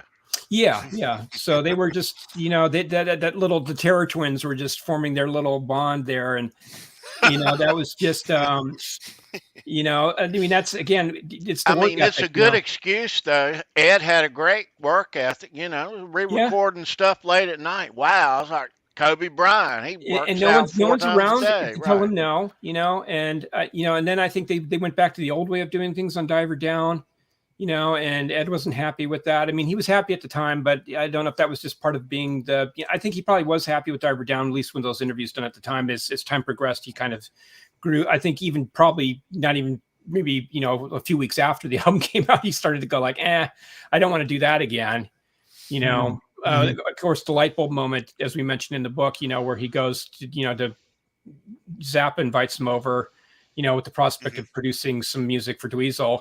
And they see the studio that he has, the Utility Muffin Research, whatever facility. And, Don and Ed are just like, hey, let's do that at our place. Let's build our own studio. And that was just like, okay. Yeah. But yeah, we know that, from basically the building of 5150, it was pretty much anything goes with what was going to be done, and what ended up on the final tape. Ed basically knows what was done. But yeah, there's bass lines here and there that he had done. Not so much the drums, because that was his brother, and although he did do drums on the Van Halen 3 record, and some other stuff. And the other thing I have to say about that, the post Van Halen 3, the follow-up stuff, the vocal arrangements. Oh my God. I mean, unfortunately you don't hear that distinctive Michael Anthony voice in there, but you hear some multi-tracking stuff going on. It's almost like Queen, that it's just like, you've never heard this type of vocal arrangements on a Van Halen song ever before. Wow. And I have to go up to 5150 to visit Wolf will kill me, because I'm going to insist he puts those demos out, because they talk about this stuff. There is finished, ready for consumption stuff. Oh my God. In the studio. It's not just Ed noodling around at midnight, 3 a.m, 4 a.m, playing guitar tracks and just these endless, guitar noodling jams. There's finished music. Stuff people have not heard. And okay, let me ask you this, and I'm not gonna. Wow. Obviously, you have no control over what stuff is put out, and I'm not asking you to infiltrate and steal anything, even though you could with a samurai outfit and an iPad. Get away with it, man. But well, I'm trying. How you heard this stuff? Is it because they're already culling through some of the vault, so to speak, or are they organized? Are they like, what was the context in how? Because I kind of was afraid that we wouldn't. I was always afraid that Matt and Wolf would eventually get to going through the vault, but they were just kind of a mess, and it would be like thousands of hours of tapes that they would have to go through. So is there more of an a structure to the organization? I think it's is kind of a mess. I think it's such a daunting prospect to look at, like, where is everything, how well, organized. And I mean, there's some labeling on there. One thing Matt Bruck did bring, to Ed, having come along, around 1990 into Ed's camp, was organization. Matt Bruck is a very organized person. He organized Ed's guitar collection, all those labels that you see on, like when I put those pictures on my Instagram of the cases, that's all Matt, putting all that stuff and documenting it and, entering it in a database and keeping a line. And speaking about database, Simon, Adam, I'm sorry, I need Adam. I've got your email. I will get to you. I just had a bunch of work to do, and I will send you an email and we'll get together. But having said that, I think that the music is pretty organized. And I know that it's just, the thing is, they've got so much stuff going on. Wolfgang's working on his second album. They have renovated 5150. Wow. And I didn't know that. They have turned it into, it was a great studio before, but now it's a complete world-class facility. So it's set up to be a record-making machine now. It's like it's never been before. Like, Wolfgang has really poured a lot of his own. So that's Wolfgang's doing. Yeah, that's Wolfgang's doing. He has put in, new console. They have, renovated the inside and everything like that. Is that so he can rent it out to other bands that they can come and record there? Not necessarily. I think there will be some of that probably. I know that there has been actually some projects that have been going on there. But it's mostly for him to continue the tradition that his dad started, and just bringing it up to date. That's cool. That's cool. Really I was really afraid you were going to say they turned it back into a racquetball court. No, definitely not. But at the same time, he hasn't left it as is. It hasn't become a relic. It hasn't become a time capsule. It is still a living, breathing, working studio. That's awesome. It's just, the line is continuing. The Van Halen line is continuing through Wolfgang. And as I mentioned, the new album is just hold on tight, people, because the first album was just only, again, just a tip of the iceberg, I believe it. I believe what he can do. So you had a nice talk recently with young Wolfgang. Yeah, and I think that it's been tough for him, but I think the mourning period, it's now he's getting into the celebration mode, I think, and realizing his blessing from his dad and everything, and he's just really, he knows the best way to pay tribute to his dad is to do his thing, is to continue the Van Halen name through his own music, and it's his continuation of it, the chapter, the new generation. We can't wait for the new record. Yeah, it's going to be killer, and I just, man, the guy is so motivated. He is just, the personality, man. He's his father's son. He's his father's son. He's just the positivity coming out of that guy. You just can't help but be excited, to be around him and to talk with him and just, just again, I hear nothing but good things, coming from them. And, the EVH Guitar Company, that's the big thing that we talked about for Guitar World. That will be out in about a month. And it's just, they've got great ideas for that, but they're taking their time. They're not rushing anything. Yeah.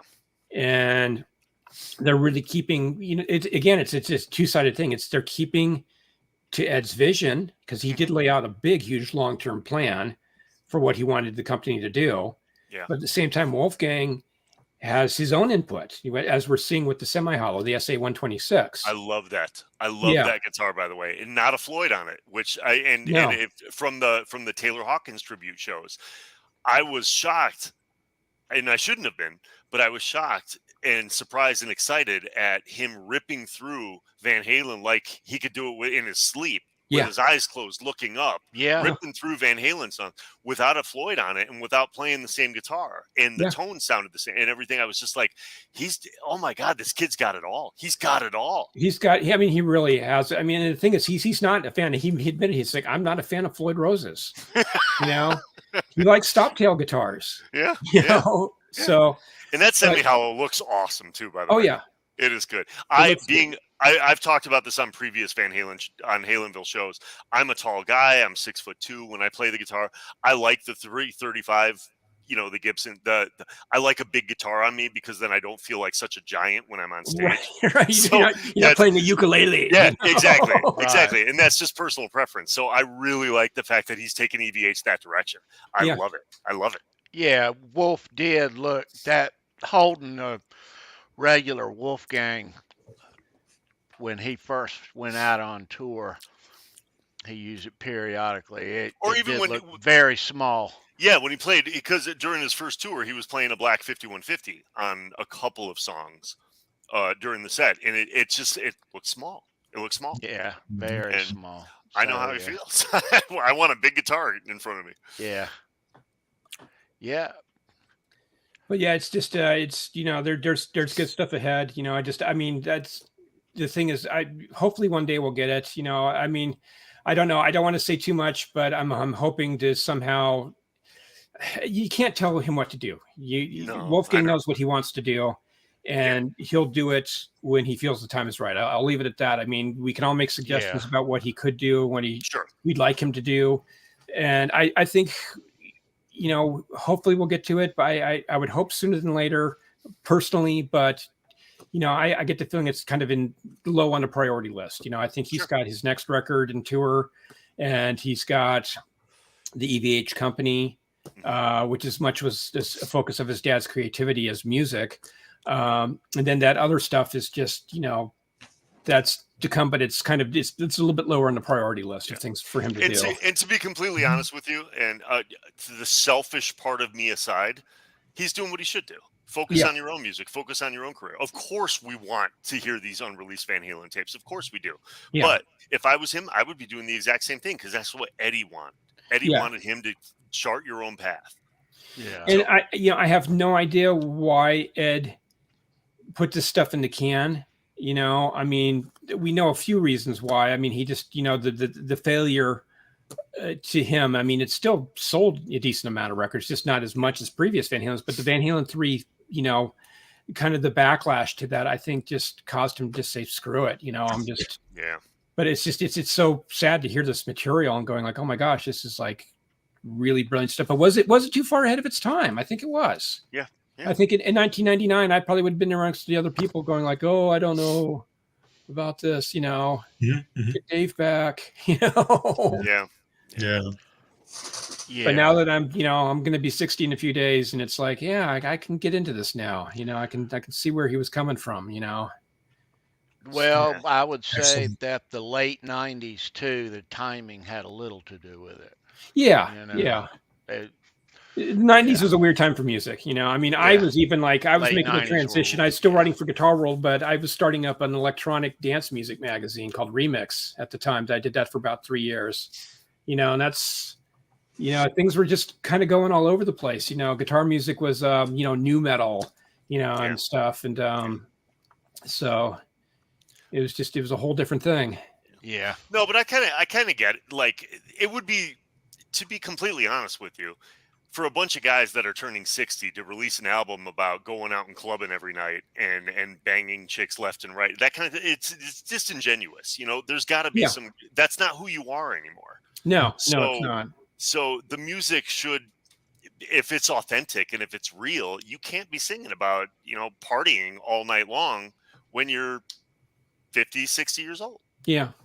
And you look at, it's the interesting thing when I put that Wolfgang thing on there and I got all the YouTube, diagnostics back and everything, and to see like the age group of people who, just for Wolfgang were coming in, these are all older people. And it's like, okay, well, let's go back 20, 25 years, or 20 years when Ed was, doing this stuff. And it's like, yeah, but then these people would have been like 20 or 30 years old.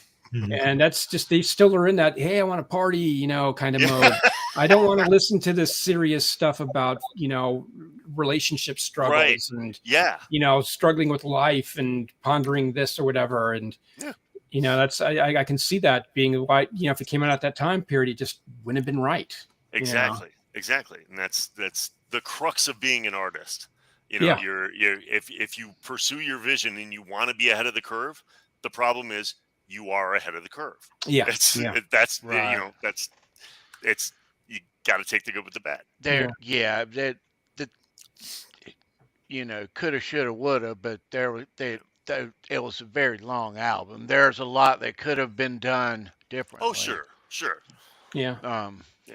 Well, it's like, Yeah. I mean, like A Day to Life, great song. I mean, a year, I'm sorry, what was it? A year to the day. Mhm. A great song, but it's 8 minutes long, hmm and it gets to a point where it's like, it gets a little repetitive. And it's like, well, they probably could have trimmed this part up a little bit and everything like that. It's, the core of a good song's there. It just needs to be tightened up, Yes. Yes. Yeah. So, but then, it's, There's a reason Hollywood producers almost never let directors edit their own films. yeah. There's a reason why.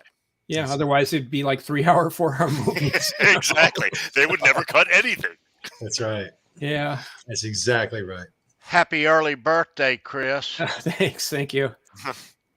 Yeah, it's weird because I'm at that point now. I remember when I was talking with Ed when he turned 60, and it's just like, he was talking about like, I got to get my act together and everything. And it's like, I mean, I'm lucky. I finally, I had a wake up call a while back, but man, it's it's interesting to think. Like, I was just thinking about like the World Cup coming up this year, and it's like, I remember, years ago when it was possibly going to be in the U.S. this year, and everything like that, and it didn't make it. They were in the bidding. Though I was thinking, like, I'm going to be 60 years old when the World Cup comes. If it comes to the U.S., I'm going to be an old man. It's like, hell, I can still run Oh down the man, stage. there- I can step in the stadium. so Right, buddy. after this next Olympics, I'll be 60 years old the next Olympics. And it's not that bad. I mean, Thanks, Chris. I talk with my high school friends, and we're like, man, we haven't changed. It's like the rock and roll thing. It's like, God, I think about my old man, my dad, when he was my age, and like, he seemed tired, and like, I'm not tired, man. I'm revving to go. I'm just still like, I know. shredding on the guitar, driving my BMW 120, and Chris, my dad There you was go. worn out at 30. yeah, He was burnt out by 30. yeah. And I guess the sad thing for me is to look at, because Ed had turned 60, and he was talking about, I want to do this next record, and like the other guys don't want to do it. It's like, oh, dude, True. Ed was know, raring to yeah. go. Unfortunately, then this life took a crazy turn. Well, plus two though. I mean, as fans, we've been hardcore since we were kids. Yeah. It was going back and forth with Sammy and Dave.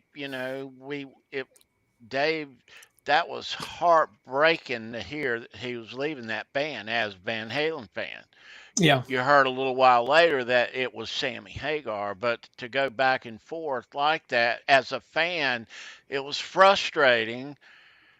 So come 1998, it was like, oh, damn, holy hell, almost, yeah. Chris, I guess the thing I'm going to put this kind of in a nutshell, but the thing that breaks my heart the most about Eddie passing when he did, especially considering that he wanted to do new stuff, is Guns N' Roses reunited 7 years ago. And they played the exact same set list for 7 years. Yeah. And I've seen them a couple of times on the tour, and I've had multiple opportunities in the last 4 years to go. And I'm like, no, I have no reason to see them again. I've seen the exact same set list over and over again. Yeah. When they put out something new, I will be first in line. And that's kind of like, I'm heartbroken because to hear that Eddie wanted to, okay, they did the Different Kind of Truth, and that was, bringing up some of the old stuff because that was worked at the time. That was exactly the right album to put out. Oh, it was perfect. Yeah. Yeah. When you bring David back, that's perfect. But you tour on that for a couple of years. I would have really loved to see something new. Yeah. And we just didn't get, and he wanted to, and we didn't get a chance. And that's kind of heartbreaking. Yeah. No, definitely. Yeah. Yeah. Well, their path wasn't on the straight and narrow. So with Wolf and him, Wolf being in that band was so great. It was so great. It launched his music career, but it gave more life from where that band actually was when Wolf was middle school Wolf Oh, sure. He gave us deserves a lot Van of credit Halen for back. saving He the band. did. He gave that He band does. back to us. Well, he was a Yeah. strong positive force. I mean, Yep. that's the thing is, and Wolfgang, anybody who knows Wolfgang is, I love Michael Anthony, but Wolfman is like kind of the anti-Michael Anthony in a way, where Wolf gets involved, Yeah. and Wolf has to say so, and, he's not intimidated by Al or Ed in the least, So he would get right in there and say like, no, this is what has to be done. This we're going to do this. We're going to do that. He kind of kept those guys on the straight and narrow. I believe it. Sure. Whereas I feel like if Mike had come back in, as nice as that would have been, probably would have gotten back to the old ways of like beating up on Mike, and everything like that. And there would have been negative energy floating around, and it wouldn't have made for a good experience for anybody. Yeah, well, poor Mike would have, if anything, if he would have come back in, he already would have given up all his rights, all his royalties, everything. Like he would have been a pushover and then had no standing whatsoever. Yeah. The thing that Wolfgang, even at young little teenage Wolfgang had was, I've got the same last name as you guys do. Yeah. So I'm gonna make decisions too. Yeah. So Chris wrote the set list in the early 07, 08. That's so awesome. He wrote all the set lists. That is so amazing. All the tours. He was like the musical director, really. It's outstanding. Yeah, he was really the one. I mean, even in the studio, he was, producing the record as much as anybody. It was like, no, that's not good enough. That solo needs to be redone, Dad. Yeah. You can do better than that, Dad. Let's go. Yeah. Tony, we should invite Wolfgang on the show. What do you think?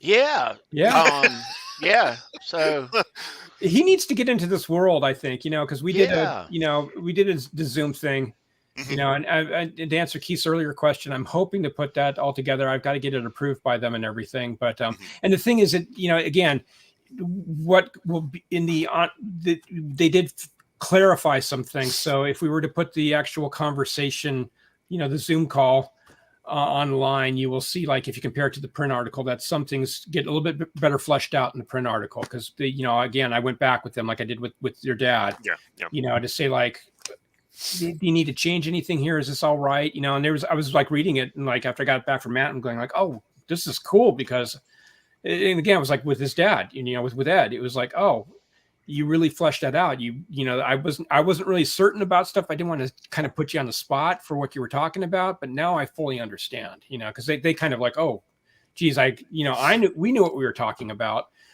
Like him and Matt and Wolfgang would talk about stuff, and sometimes it would be like a code between the two of them, because they both knew what they were talking about. But I was kind of going like, what does that mean? And I think reading it in print, they went back and said like, oh, let's clarify that, so. Yeah. Well, that's a credit to you as a journalist, though, because you mentioned this way at the beginning of tonight. But when you mentioned, like, if Eddie said something like, hey, let's cut that, let's leave that out and everything. How many other journalists in your peer group would run to the printer with that information that he wanted to cut? That kind of thing. And sometimes there was a few cases where there was stuff where it was like, it was a little, it was a bummer for me, because it's like, oh man, that's some really juicy stuff. Sure, of course. But again, you had to be in the trenches with the guys to really know the inner workings of what the band was like, and to know that the relationship with Dave was on pins and needles constantly. Yeah. And from the very beginning, before Dave was even in the band, I had a little problem with something that Ed had said, because he was still drinking at the time. And he tells me this news. I mean, I was one of the first people. I mean, this is the problem with print that I've been through. I've talked before about, is that it's such a long time between when you do the interview to when the article actually hits the newsstands and people can consume it. It's not like radio where you do, or like what we're doing now. It's instantaneous. He tells me we want to get Roth back in the band, and it's like he hadn't told Howard Stern yet or anybody. And I'm like, holy crap! I'm the first person outside of the inner circle, for public consumption to know that Roth's coming back. So we rushed a little story, a little item beyond, because the big piece wasn't going to come to the issue after, about Roth coming back in the band and Wolfgang being the bass player and everything. And it's like, oh crap, And I printed this quote, And Ed called me up as soon as that hit the stands and was livid, like, "Why the hell did you print that?" And I'm like, "Because you said it," And he's like, "Oh crap," it's like Dave's probably not going to do it now because he's going to get pissed at me. You shouldn't have done that. I'm like, "Oh man," like, "I'm sorry." I had no idea. I mean, I thought everything you told me was, for the public.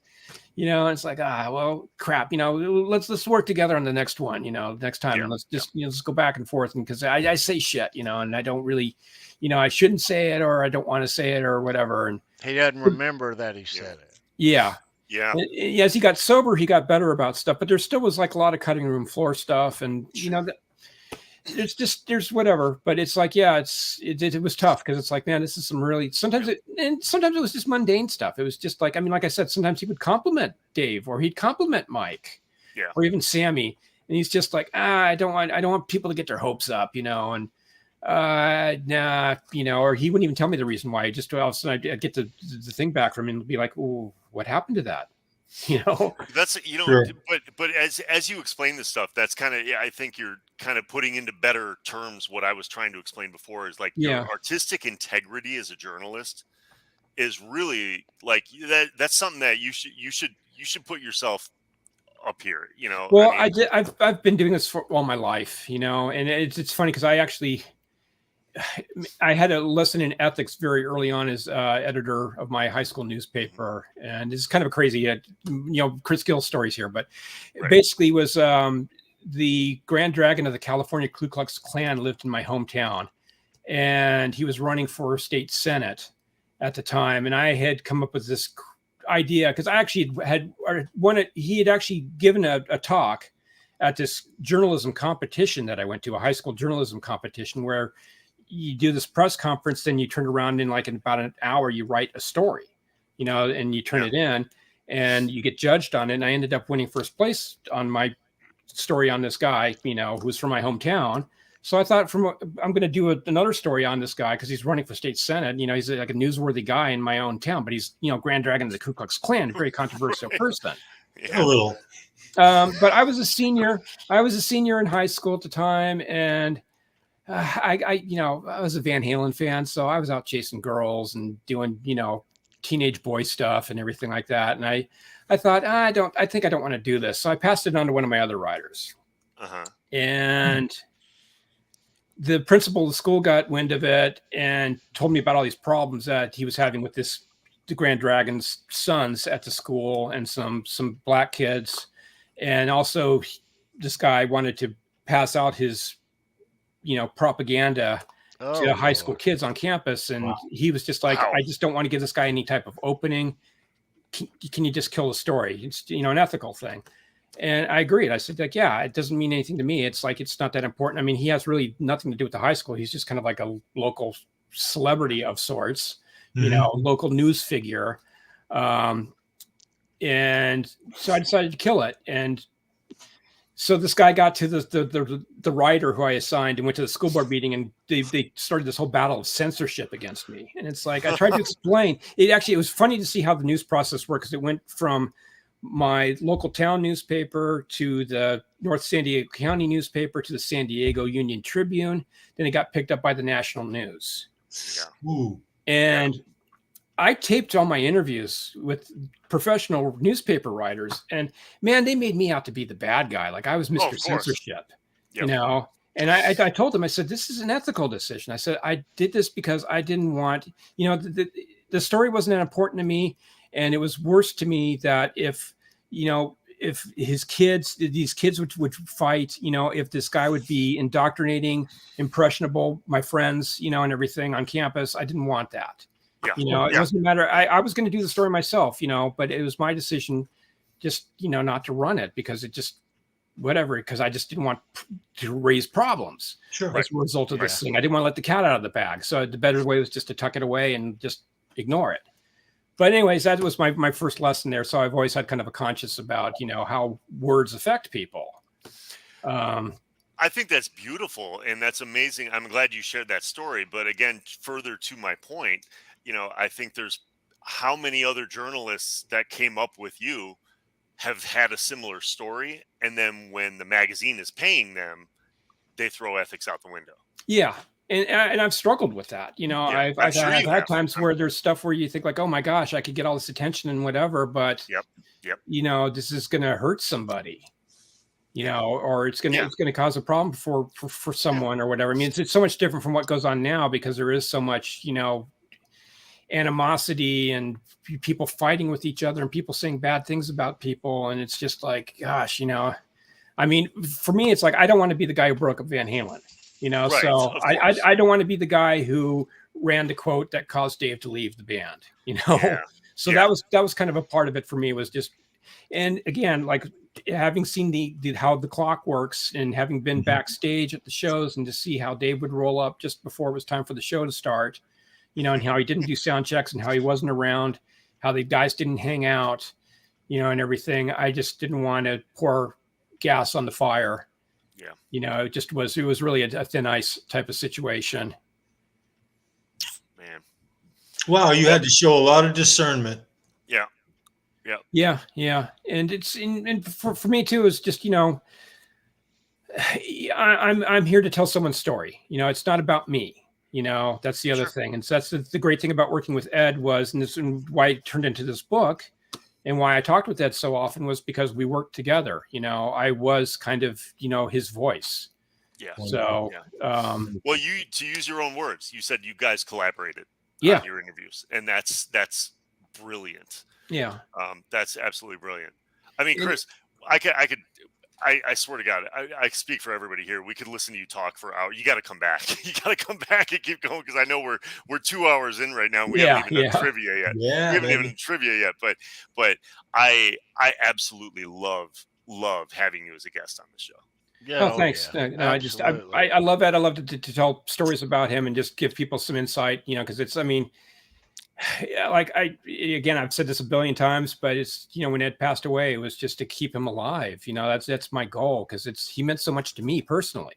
You know, my life direction was so much impacted by hearing, you know, You Really Got Me at 2 a.m. Sure. in January 1978 on the radio.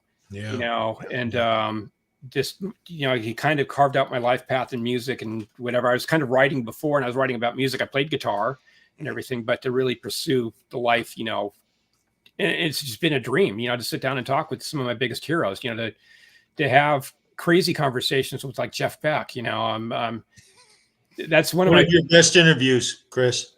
Jeff Beck. There's an interview with Jeff Beck. Yeah. I don't know if you can find it online or not. It's weird, because I did it for a Japanese publication, and it's like the biggest heartbreak, because it's like it got, you know, put into this, you know, put into Japanese, you know, and like, but so no one in the US could read it, but I had got to know Jeff pretty well, not quite on the level like I got to know Ed, but it was 1999 as a matter of fact. And he hadn't put out any records for a while. And we were at the bar of the Royalton Hotel. It was not the Royalton, that's in New York. Kensington Park Hotel. We were on the top floor and drinking Beck's beer, you know, and he spilled his guts out to me about this relationship he had and how it just caused him to have this creative paralysis. And it's like, this is like, wow, this is like a really, you know, he really showed us a very personal side of himself. And I thought, this is such a drag. This is only going out to Japan. So I gave it to a Jeff Beck fan website, and I gave him a transcript. It's like, I just, you know, it's kind of this obscure piece out there, but I've always felt bad that it's like, I mean, only the Japanese got to read this kind of this tell-all, because I read all the other interviews that he had done around that time period, and there was nothing of this sort in there. So it's just crazy. But, you know, just interview Jeff Beck and, you know, Johnny Cash, and I can go on and on.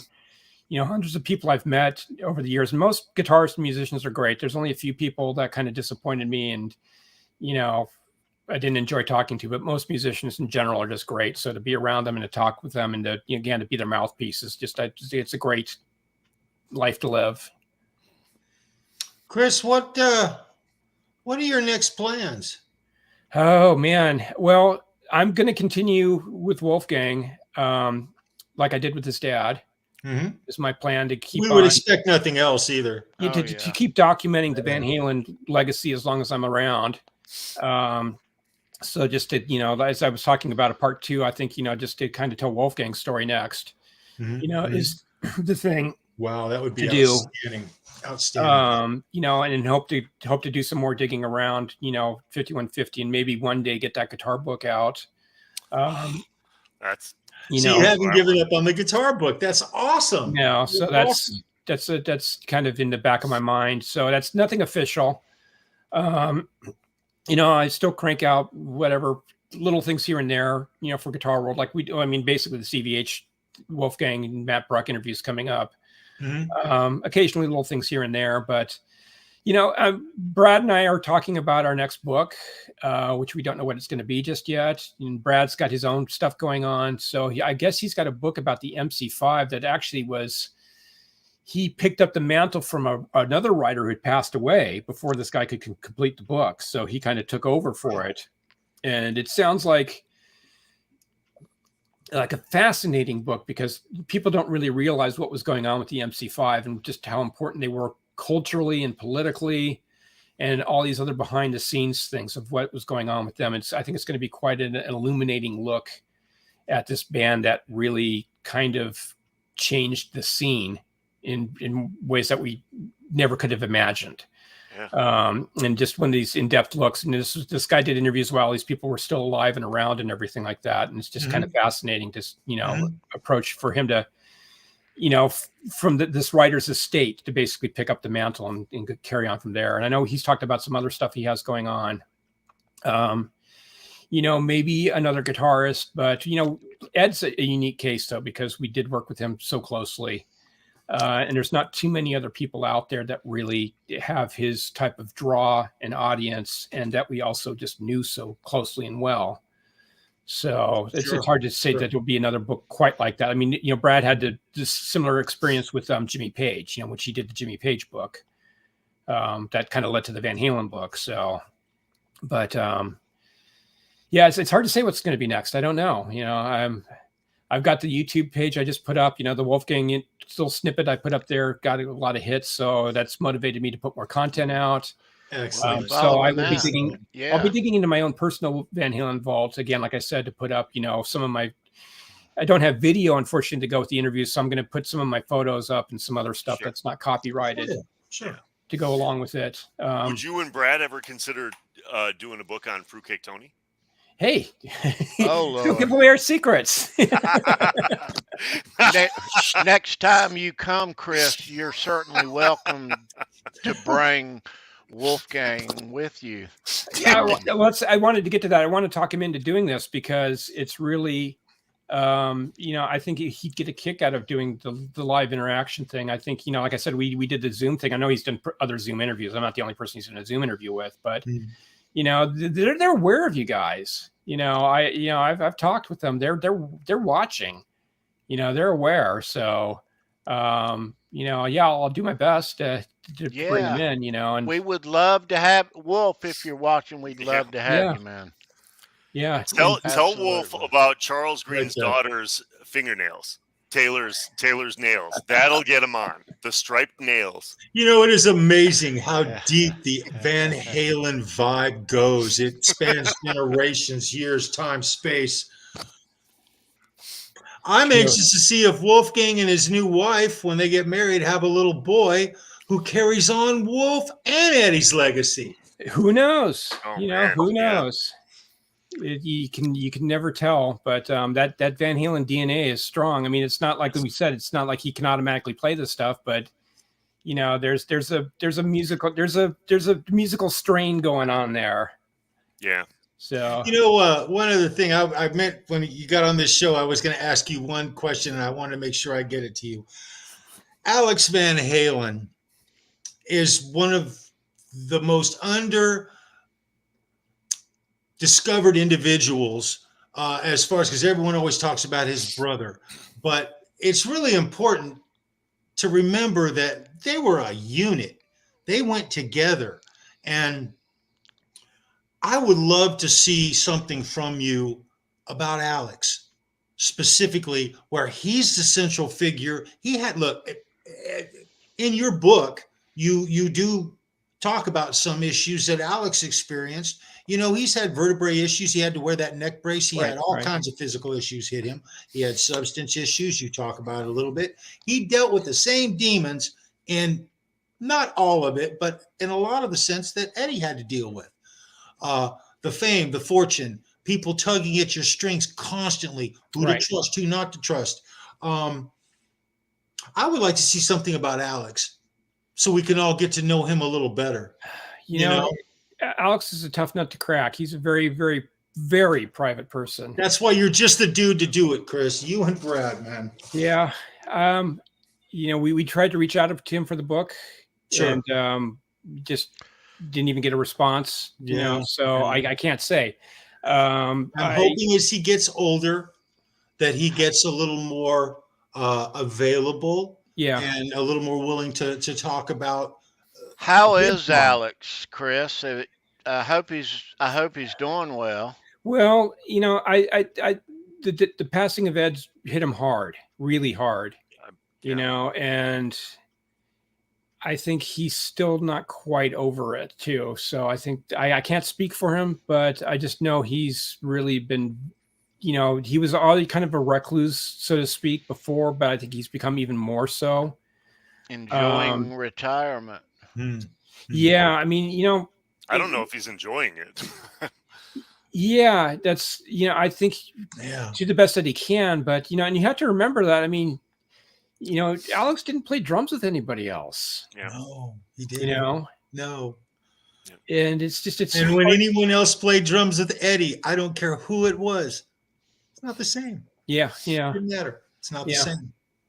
But it's, you know, I really can't say, because I don't know. I would love to talk with him, you know, and get his recollections and just, you know, maybe fill in some holes about some things, just get his perspective about his brother. But well, you know, every story that you tell in your book about Eddie, there's almost always a reference, and there is always in the back of the reader's mind the fact that Alex is right there involved in all of this. Him and Eddie were hand in hand through all of this history, inseparable.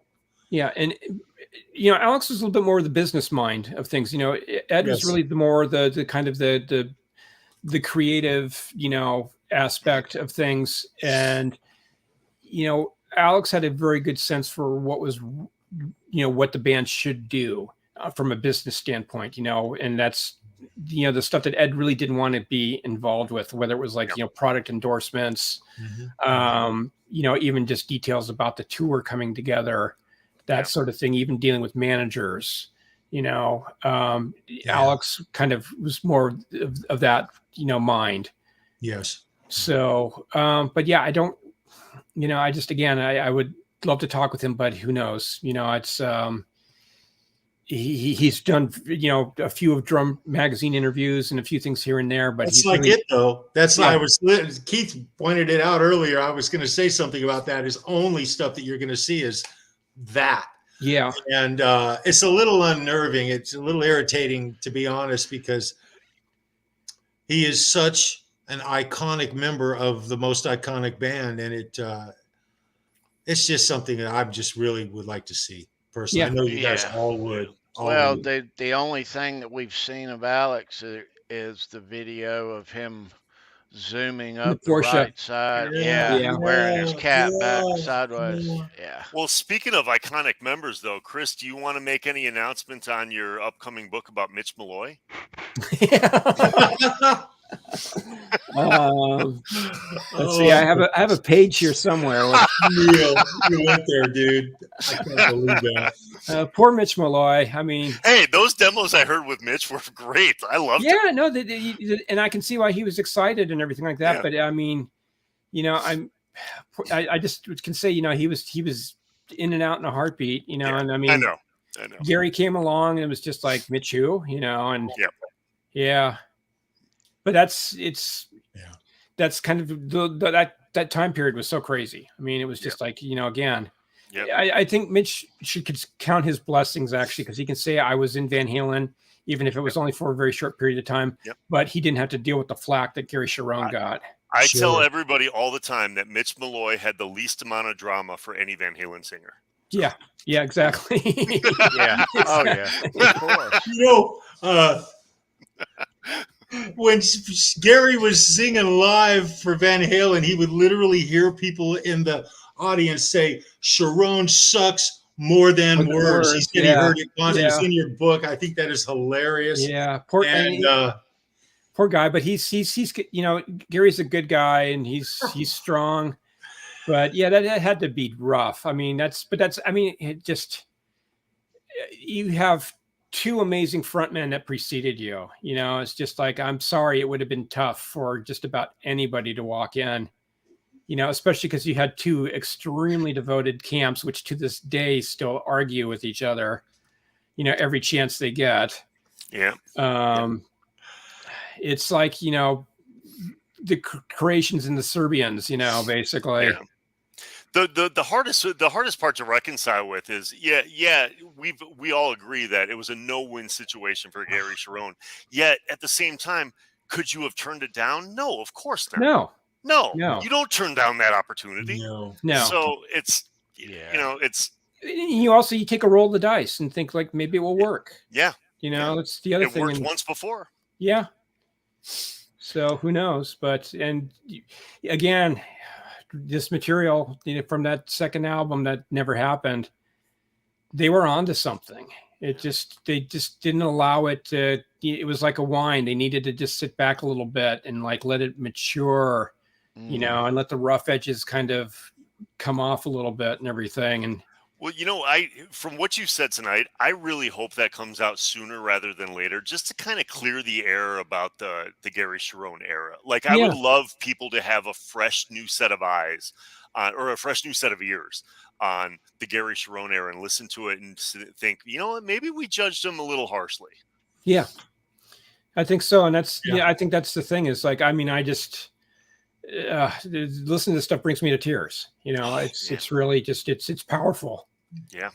My favorite quote from the book, there's just one. Eddie Van Halen makes it, and he says, "I don't have the blues, and so I don't play the blues." Yeah. He used the same notes. He's talking prior to that statement. He's talking about how he uses the same notes. Right. Because they just don't come out because he's not sad, so he's not blue about anything. His music's different, you know? So why wouldn't they have kept him though if they had all that? I mean, Cherone? Yeah. Yeah, I think it was just second guessing. I think the record didn't meet expectations. What came down? Do you know anything about what went down there? You know, I don't even think Gary even knows what went down. You know, because you read in the book, it's like he's kind of just things just kind of stopped happening. I think Ed he got knocked on his ass, you know, by the reception. And I think he had so much other stuff going on in his life that it sent him kind of on this tailspin. You know, I think he had been on this up and up and up and up. And it was just this kind of constantly going up, you know, thing. And then he crashed in a big, hard way. And I think he couldn't see the value of what they still had going on. I think it was just like, okay, people don't like this and screw it, you know? Well, but rock concerts across the board at that time weren't doing the numbers that they had in years. No, they were. Yeah, everybody went back to clubs. Yeah, there was a definite generational shift that was going on. It was a weird time for rock. I mean, just being in the guitar magazine business, it was kind of like, gosh, we were really struggling at the time to who to put on the cover. Yeah. You know, who to even put in the magazine, enough people to fill a magazine. You know, and there was just kind of a backlash against a lot of people. I mean, you have to remember that even, you know, Pantera had broken up, and, you know, they Dimebag and Vinny struggled with Damage Plan. You know, it was almost like they were starting over again. Mm-hmm. It was a rough time, you know, and just like I said, I wasn't even really that much, you know, I shifted. I was still writing for Guitar World from time to time, but I wasn't full time like I was before.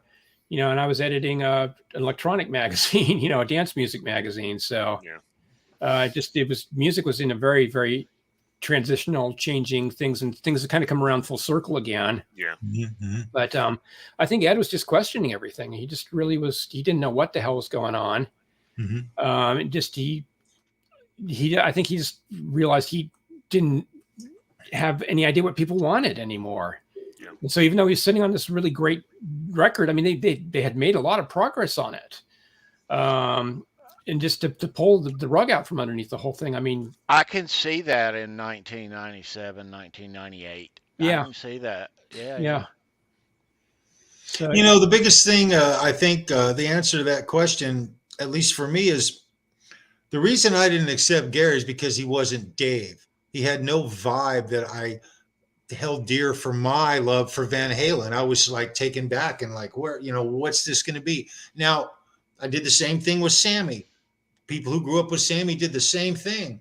They alienated a large portion of their fan base with each transition.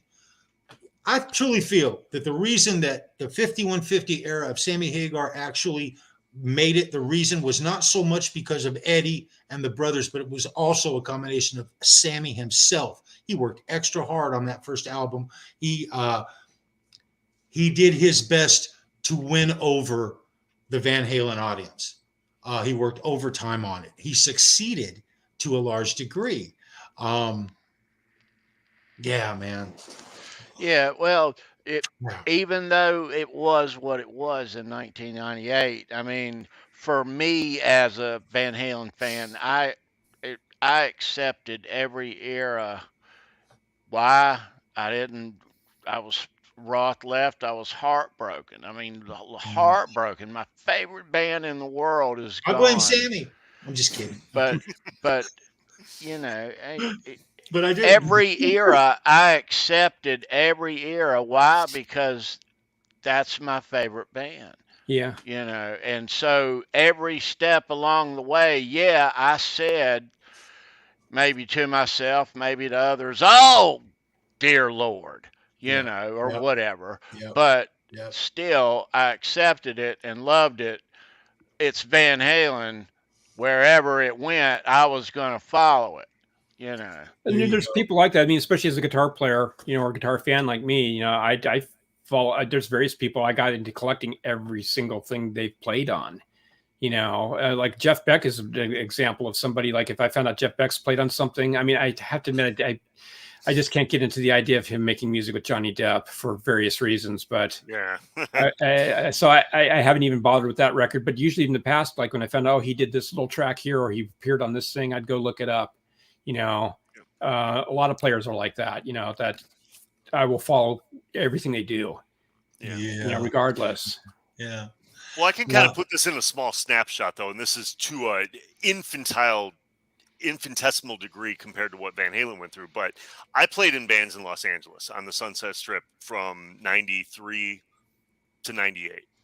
And then all of a sudden rock bands weren't being booked anymore. Yeah. It was, there was a distinctive change in the music industry and in the audience for it, where people wanted, at least if it was a guitar band, it had to be like industrial, it was like a Nine Inch Nails, Marilyn Manson, a Limp Bizkit.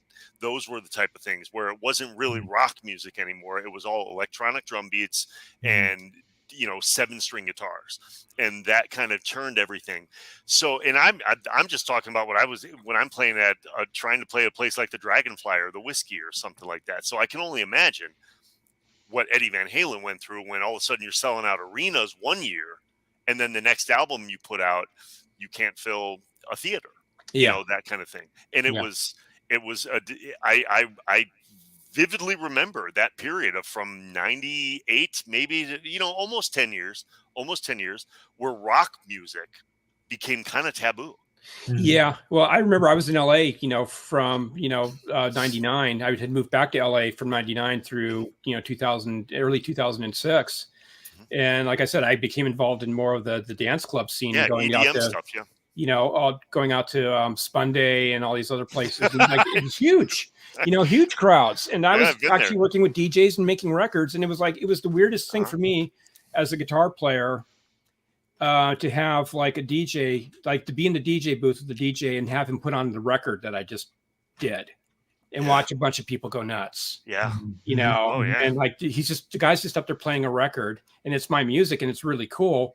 And just see people going crazy. But it was like, it was a high, it was a buzz, you know, but it was like, it's not the same thing as being up there and playing, actually making the music live. You know, it's like, this is stuff that I worked by myself in a studio till the wee hours of the morning until my ears were just tired, you know, and everything.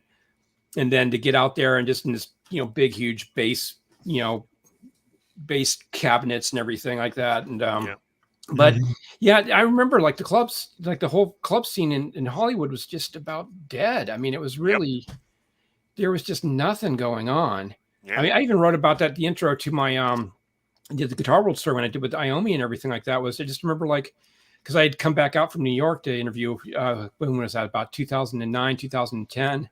I think it was about 2010. Well, no, yeah, it was 2010 because Ed was talking about possibly not doing another record, and then he turned around and they do a different kind of truth. But but going down to Sunset Strip and like you didn't see the billboards of any records releases or anything like that. You know, there was no sign of the music industry anymore. Yes. Yeah. You know, like you'd go by the clubs and half the time it would be like a dance night, it'd be a DJ. Yeah. You know, I remember going to the Viper Room and seeing DJs at places on the stage where I used to play. That's just wrong. Yeah, I remember going to the Viper Room on Saturday night, marquee night, and it was like the Pussycat Dolls. Yeah. And things like that took over. Yeah. It was like the rock bands weren't playing the Sunset Strip. Yeah. Coconut Teaser like just vanished, I remember, and I'm trying to remember some of the other places, but there used to be just clubs up and down the thing and they were just gone. Yeah. And like the only sign of music was like Guitar Center. You know, and then there was like busloads of Chinese tourists out there to go look at the rock walk. Yeah, exactly. Yeah, exactly. And I think the one thing I saw that had anything to do with music was a Dodgers sign, and they had like Nikki Sixx promoting the Dodgers, like I'm a Dodgers fan or whatever. It's like, how much did you pay, Nikki? You know? I wonder what they paid him for that. Yeah, exactly. Oh, man. All right, Wow. I'm gonna give you guys a really quick example of how bad it got during that period of time. I'm in a Guitar Center, Sherman Oaks on Ventura Boulevard, Guitar Center. And Nikki Sixx walks in with who I believe was Donna D'Errico at the time. Now, that's who I think it was. So I'm trying to pigeonhole the year that it was, definitely late 90s. He walks in and I see him. And of course, Nikki Sixx is 6'5", something like that. You know, you look at him and you're like, oh my God. And of course, he was dressed like Nikki Sixx.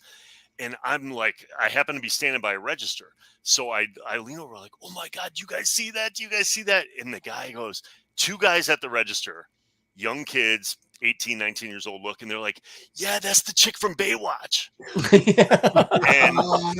and it dawned on me all of a sudden. I'm like, these guys have no idea who Nikki Sixx is. They know who the chick from Baywatch is. You guys work in a guitar freaking store and you don't like, and I was like, okay, that's all of a sudden now, this is the era we're talking about. Wow. Yeah. I literally, I spit out my gum and walked out. I was like, oh my God, they didn't know Nikki Sixx. They knew Donna D'Errico. Wow. Oh, boy. Yeah. So that sums it up. Wow. By the way, I thoroughly enjoyed Susan's input on tonight's chat. You're awesome, Susan. Thank you. It's hard to multitask here, but I see some good stuff going on over there. You'll meet her, Chris, at EVH Con here coming up. Cool. Heck yeah. Very cool. Neil too, possibly. Yep. That's right. That's right. Yeah, but definitely meet Neil. I'll meet the gang. Yep. I'll look for the guy with the eye patch. Yeah. And so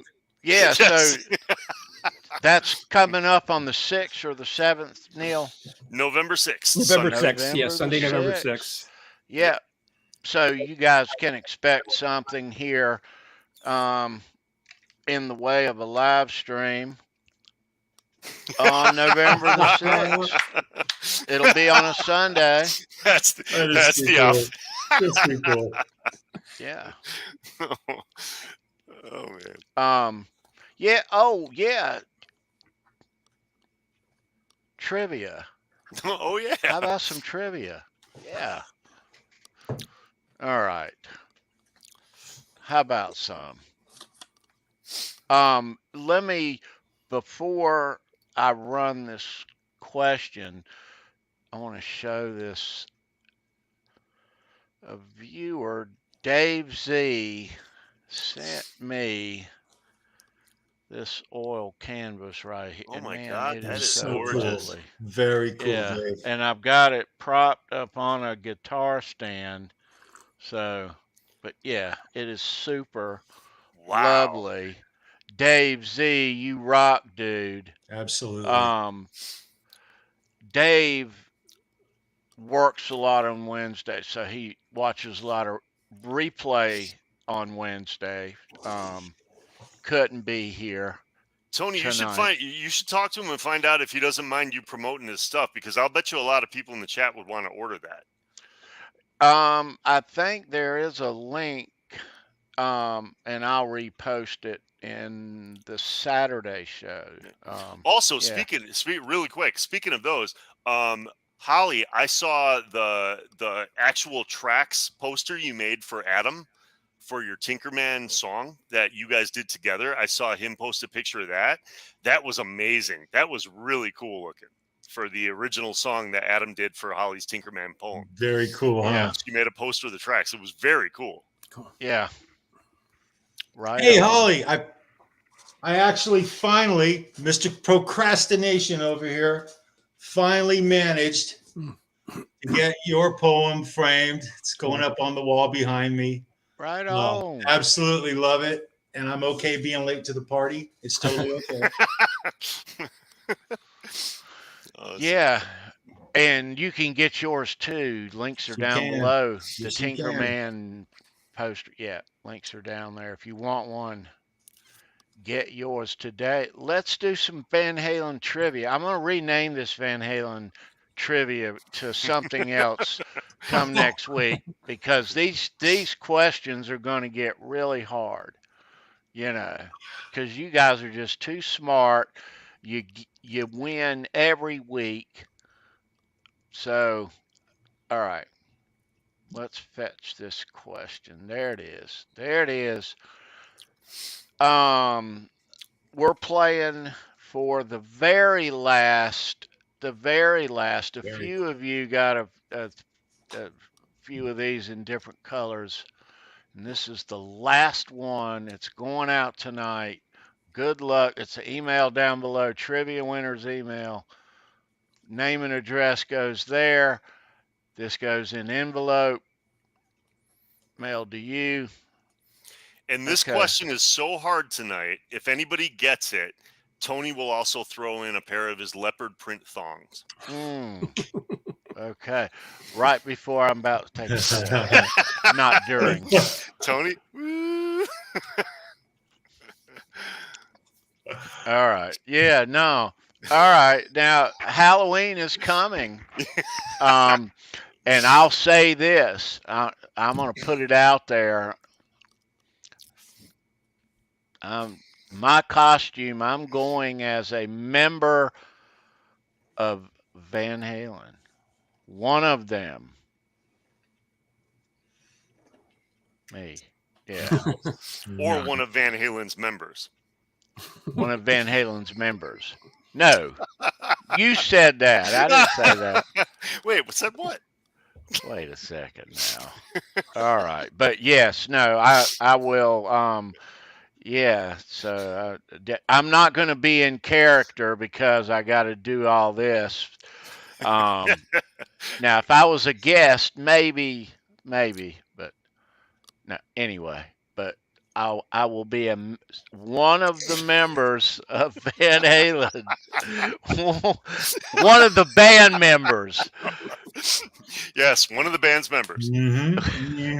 Sure. All right. Okay. All right. Let's get into trivia. All right. Good luck, kids.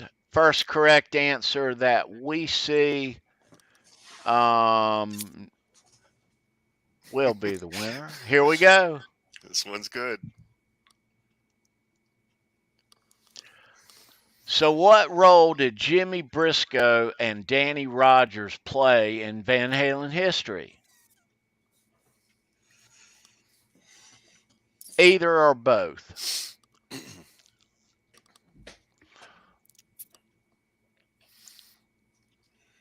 I like to. Fantastic question, by the way. I can just imagine everybody Googling right now. Yeah. Don't do it. Don't do it.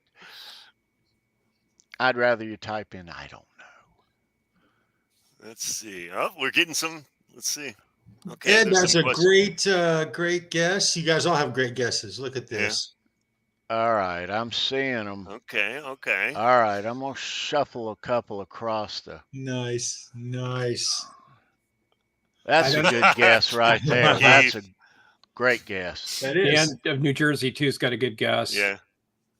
Keith has a good. Actually, That might. I wonder if that qualifies. I know.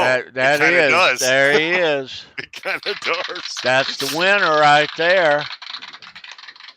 Right there, buddy. Dan of New Jersey to the rescue. So, so Jimmy Briscoe and Danny Rogers are where I got to Show the security. Let's find it. Show the security. The dudes. Oh, Andy just missed it too. Andy, dude. Andy The Carson dudes. just missed it. There they are. Very Jimmy cool. Briscoe and Danny Rogers. That's And Oh man. awesome. Yeah, everybody's getting it now. yeah, so they both served as David Lee Roth's personal bodyguards from 82 through 84. Yep. 82 to 84. That's great. I hope they have that on their resume. They were out there during the Diver Down tour and the 84 tour. And at the US Festival. That's awesome. That's a good trivia question. Yeah. I don't know that they went with Dave after or not. But yeah. So congratulations, Dan Yeah. You rock, Dan. of Good New job, dude. Jersey. Right on, bro. Grab the last after-show pass. That's awesome. Yeah. The last. Right on, dude. Thanks for being here, Dan. Thanks for playing. Thanks to everybody for playing. Yeah. That was fun. Well, I've got you. I want to put in a plug for. I noticed these over. I've bought these already direct from Japan, but I saw they're just on the Van Halen store, which are these books that our buddies over in Japan have put out. This one's the 78 and 79, which I've mentioned before. This thing is a nice, big, thick book. Oh my God. And it's full of just awesome pictures from the 78 and 79 tour. Holy For the gear geeks out there, it's got those famous pictures of the all the stuff in like super high resolution. Oh, wow. Nice. The back of Ed's amps. Wow. Oh, They're, that stuff you know, like full that. Ben page. Tom would love that. Yes, he would. Guitars. Nice. Oh, that is Do my best Carol gorgeous. Merrill here. Those Oh, things. my I mean, foot like pedal you see these set pictures up. online in low resolution. Oh, look at this. They're Yeah, like, yeah. expensive book, but I highly recommend it. They also have this book for sale, which is Everybody Wants Eddie, which is it's a good book. It's actually got a lot of text in it. So if you've got Google Translate on your phone, you can actually kind of read it because it's a lot more text heavy. It's got good pictures in it too, but it's a little bit more on the text side of things. So it's got a lot of interesting stories in there. It has like actually a really cool discography of like stuff that probably most of us already know, but all the records that Ed played on, not just with Van Halen, but even like, the LL Cool J thing and that Morricone 1990 record or 1900 record, has some guitar stuff in there, and so on. Nice. And if you can find it, this one's not at the Van Halen store, but I highly recommend this one too, called The Guitar Man, which is EVH's guitars. Holly was asking a couple times about the Rasta guitar, and there's a nice picture in there that you can see of the inside the neck pocket. Look at that. It's like the body Yep. and everything without the neck on it, front and back. But this is like the Guitar Man's like it's full of all eras of Van Halen guitar porn essentially. So for any of the guitar people out there, this is a must-have. It's not quite as thick as that 78, 79 book, but it's still a good couple hundred pages. That's awesome. Hey, Chris, Susan is asking a question. I'll just ask you, do you think Mike will ever write a book? I don't think so. I don't think it's in his personality to do that kind of thing. I think Mike's fully happy with his place in life, and just doing what he does, with the circle and various, music projects with Sammy, and, the hot sauce business and everything. He has no need to dig up that stuff. He'll talk with people, if you, he was easy for us to get for the book for an interview. We know Mike too, though, so that didn't hurt. Mm-hmm. But he won't just talk to anybody on the street about it. But I don't really think so. I don't think he has any in-depth stories to tell. He just doesn't want to go there. I don't think he wants to add to any of the controversy or anything like that. I think he's just going to let the band's history be what it's been, and leave that up to other people. I always hoped that he would eventually write a book. Yeah, I'd love to read his book. Well, I think it'd be interesting just for Mike to just tell his own story, and maybe not even in context of Van Halen so much. Yeah, just, exactly. What's this kid? That's really what we would love to hear. This kid, was he from Chicago? And just basically how you ended up in one of the biggest bands of the world. And this career that you've had, an amazing life, and just even he's such a feel-good guy, that you have not one but two musical interludes in this book, and they really do go in. You give twice as much airtime in this book to Michael Anthony than you do any other musical interlude. Yeah, and you really do go in depth with it. It's quite brilliant. Yeah, he has good insight into everything. I just won't talk about it, though. Yeah, I just, doing a book is kind of a major undertaking, and some people, like Nikki Sixx is put on his third or fourth book now. Some people have this predisposition for it, but I don't know if Mike really has it. It's a possibility. Maybe we could sit down and do all the heavy lifting for him. Who knows? But I think too, though, about Michael Anthony is, he's such a great guy, such a nice guy, and we all know that. But us as fans, I scratch my head of where did the mistreatment come from or come about, and eventually all the rest of the stuff with the royalties and all. What gives there? Yeah, I think it was a matter of,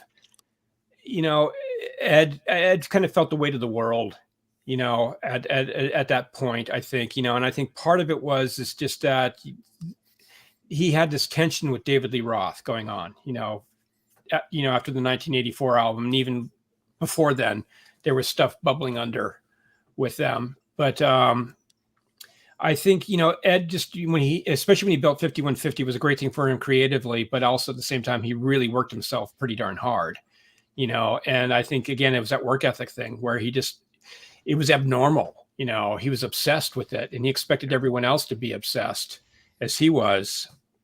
And then it turned into him thinking like, well, here's Mike, he does nothing, yet he's making an equal cut, and he just felt it was unfair. I think, again, like I said earlier, I think they overreacted with how they treated him. I think cutting him out of the merchandising, his share of the merchandising was just criminal. Because there's an indefinable quality, as we talked earlier about chemistry. Yeah. And just, even though a band member may not seem as important as the others, but they're still important. They're just, again, he as I said earlier, he's the carburetor. He's feeding the band. When all of that was coming up, were just him and Al and Dave huddling up about it, or was Noel in on it too? Noel isn't around anymore, and I know he was upset about. He thought it was really crappy what they did, at least that's what he said in the book. Mm-hmm. I really can't tell what, I think it was mostly driven by Ed, because Ed, like I said, just had the weight of the band on his shoulders. I think he was almost stressed out. I think it's even why when Dave had these plans, he did the solo EP, and then, he wanted to do this movie. And I think Ed gave up. It was just like, crap, it's just like, I don't want to deal with this. It's hard enough. Like, I think he felt the weight of the band on his shoulders. It was just like, I have to do everything, And Mike took it from both versions of both the Roth era. He got dumped on in the Hagar era. There was a period of time, Alex was going through a divorce. He needed more money, and they literally X'd him out again. Of royalties or monies that he would have earned. Yet he's still standing. He stood the test of time with that band. I find it amazing. Michael Anthony's story is, wow. Well, he is, I think he realized what a blessing it was, even if he wasn't making as much money as the rest of the guys. The thing is, look, Mike doesn't have the ego, to let that affect him. And, it's like, well, I'm still making a great amount of money. So I think it was a bummer to him that he wasn't making as much as the other guys, but he still was making a lot. Yeah. So, it's kind of hard to walk away from that, or to let your ego get caught up in all that and just say, screw it, Sure. Yeah.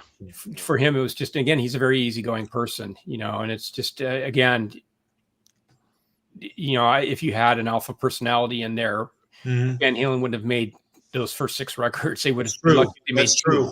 That's true. Yeah. Once things started to take off, once they all got out of debt and everything like that, and the money started finally to roll in, that would have been the beginning of the end. Again, I can understand why they did it, but you wonder how bands like Cheap Trick have stayed together when, like, Rick Nielsen writes most of the songs, and so he's way more wealthy than everybody else in that band, because of all the publishing and everything. And you wonder how bands do that when they have somebody, but then at the same time, do you just have people go like, well, gosh, I'm making good money. I may not be making what he's making, but I'm still, but again, ego gets into play with a lot of bands. That's what breaks them up, is when they think like, oh, I deserve this and I deserve that. And sure. Yes. Hey, Chris, you real quick while we still have you, you mentioned in the book that that one of the books that you just held up talked about all the songs that Eddie has contributed to or played on and things like that. A story came out just this week that I heard. It may have been out earlier than that, but I just heard about it. Pete Thorne did an interview talking about Eddie Van Halen contributing acoustic guitar to a Chris Cornell project that he recorded demos on, but they were none of the finished copies have ever been out. Do you know anything about that? Can you speak to that at all? Yeah, well, it's funny because, Ed mentioned working with Chris Cornell in my 2013 interview with him for Guitar Aficionado. It was kind of in the context, again, though, the guitars tell the stories. He had this guitar organ. He was saying, like, I was playing this thing and Cornell's singing along with it, man. And it's like, the guy would sing to anything, Yeah. But, Ed didn't talk a whole lot about it because it was one of those things. I mean, that's the thing. Ed, when I sat down to talk with Ed, it was for a major Van Halen project of some sort, or either with his company or with some historical thing or whatever, but it was Van Halen related.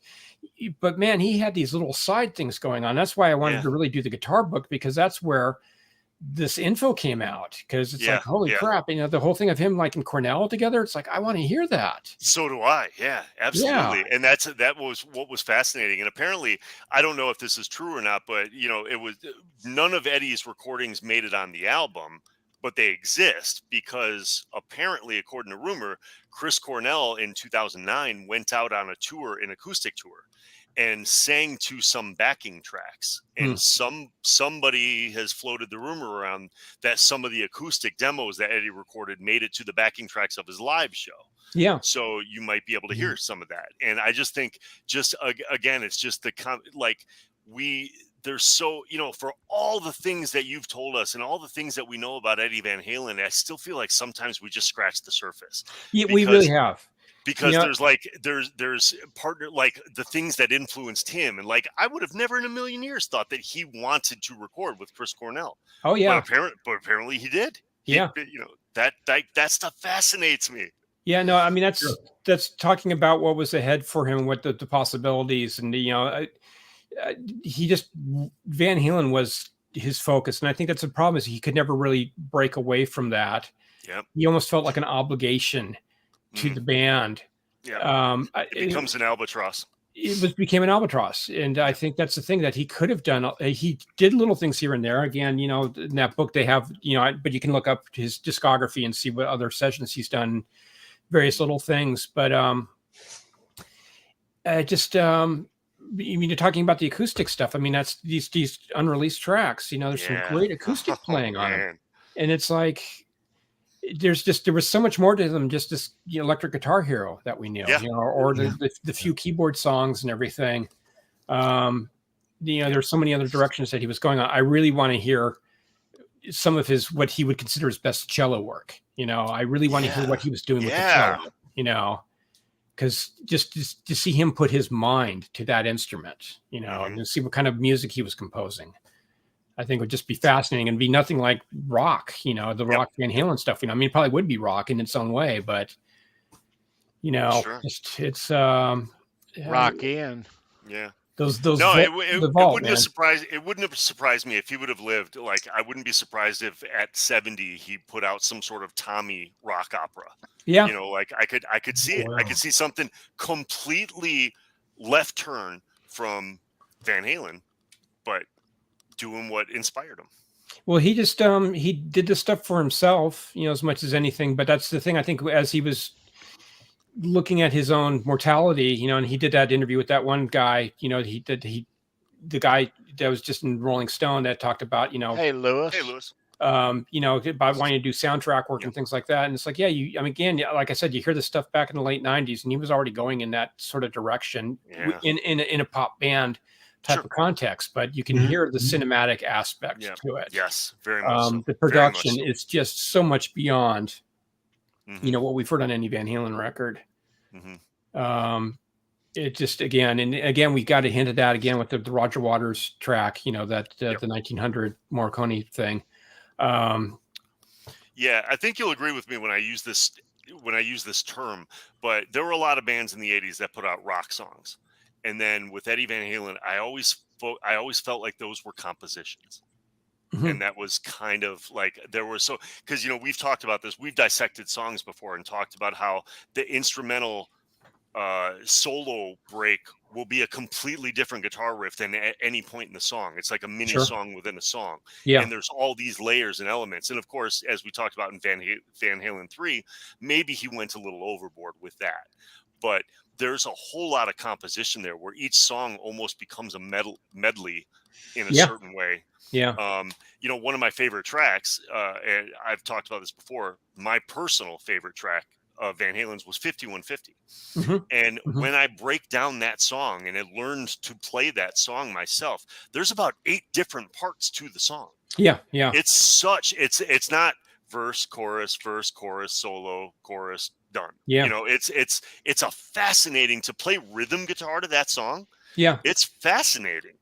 Or it's like so Girl Gone Bad, same thing. Yes, very much so. Same thing. I think Ed was really going off. I think we saw that, starting with Fair Warning, where he was really getting much more ambitious. And I think he did have a mind of a classical composer, where he really was thinking of things less in this, repetitive, A, B, C, type of format.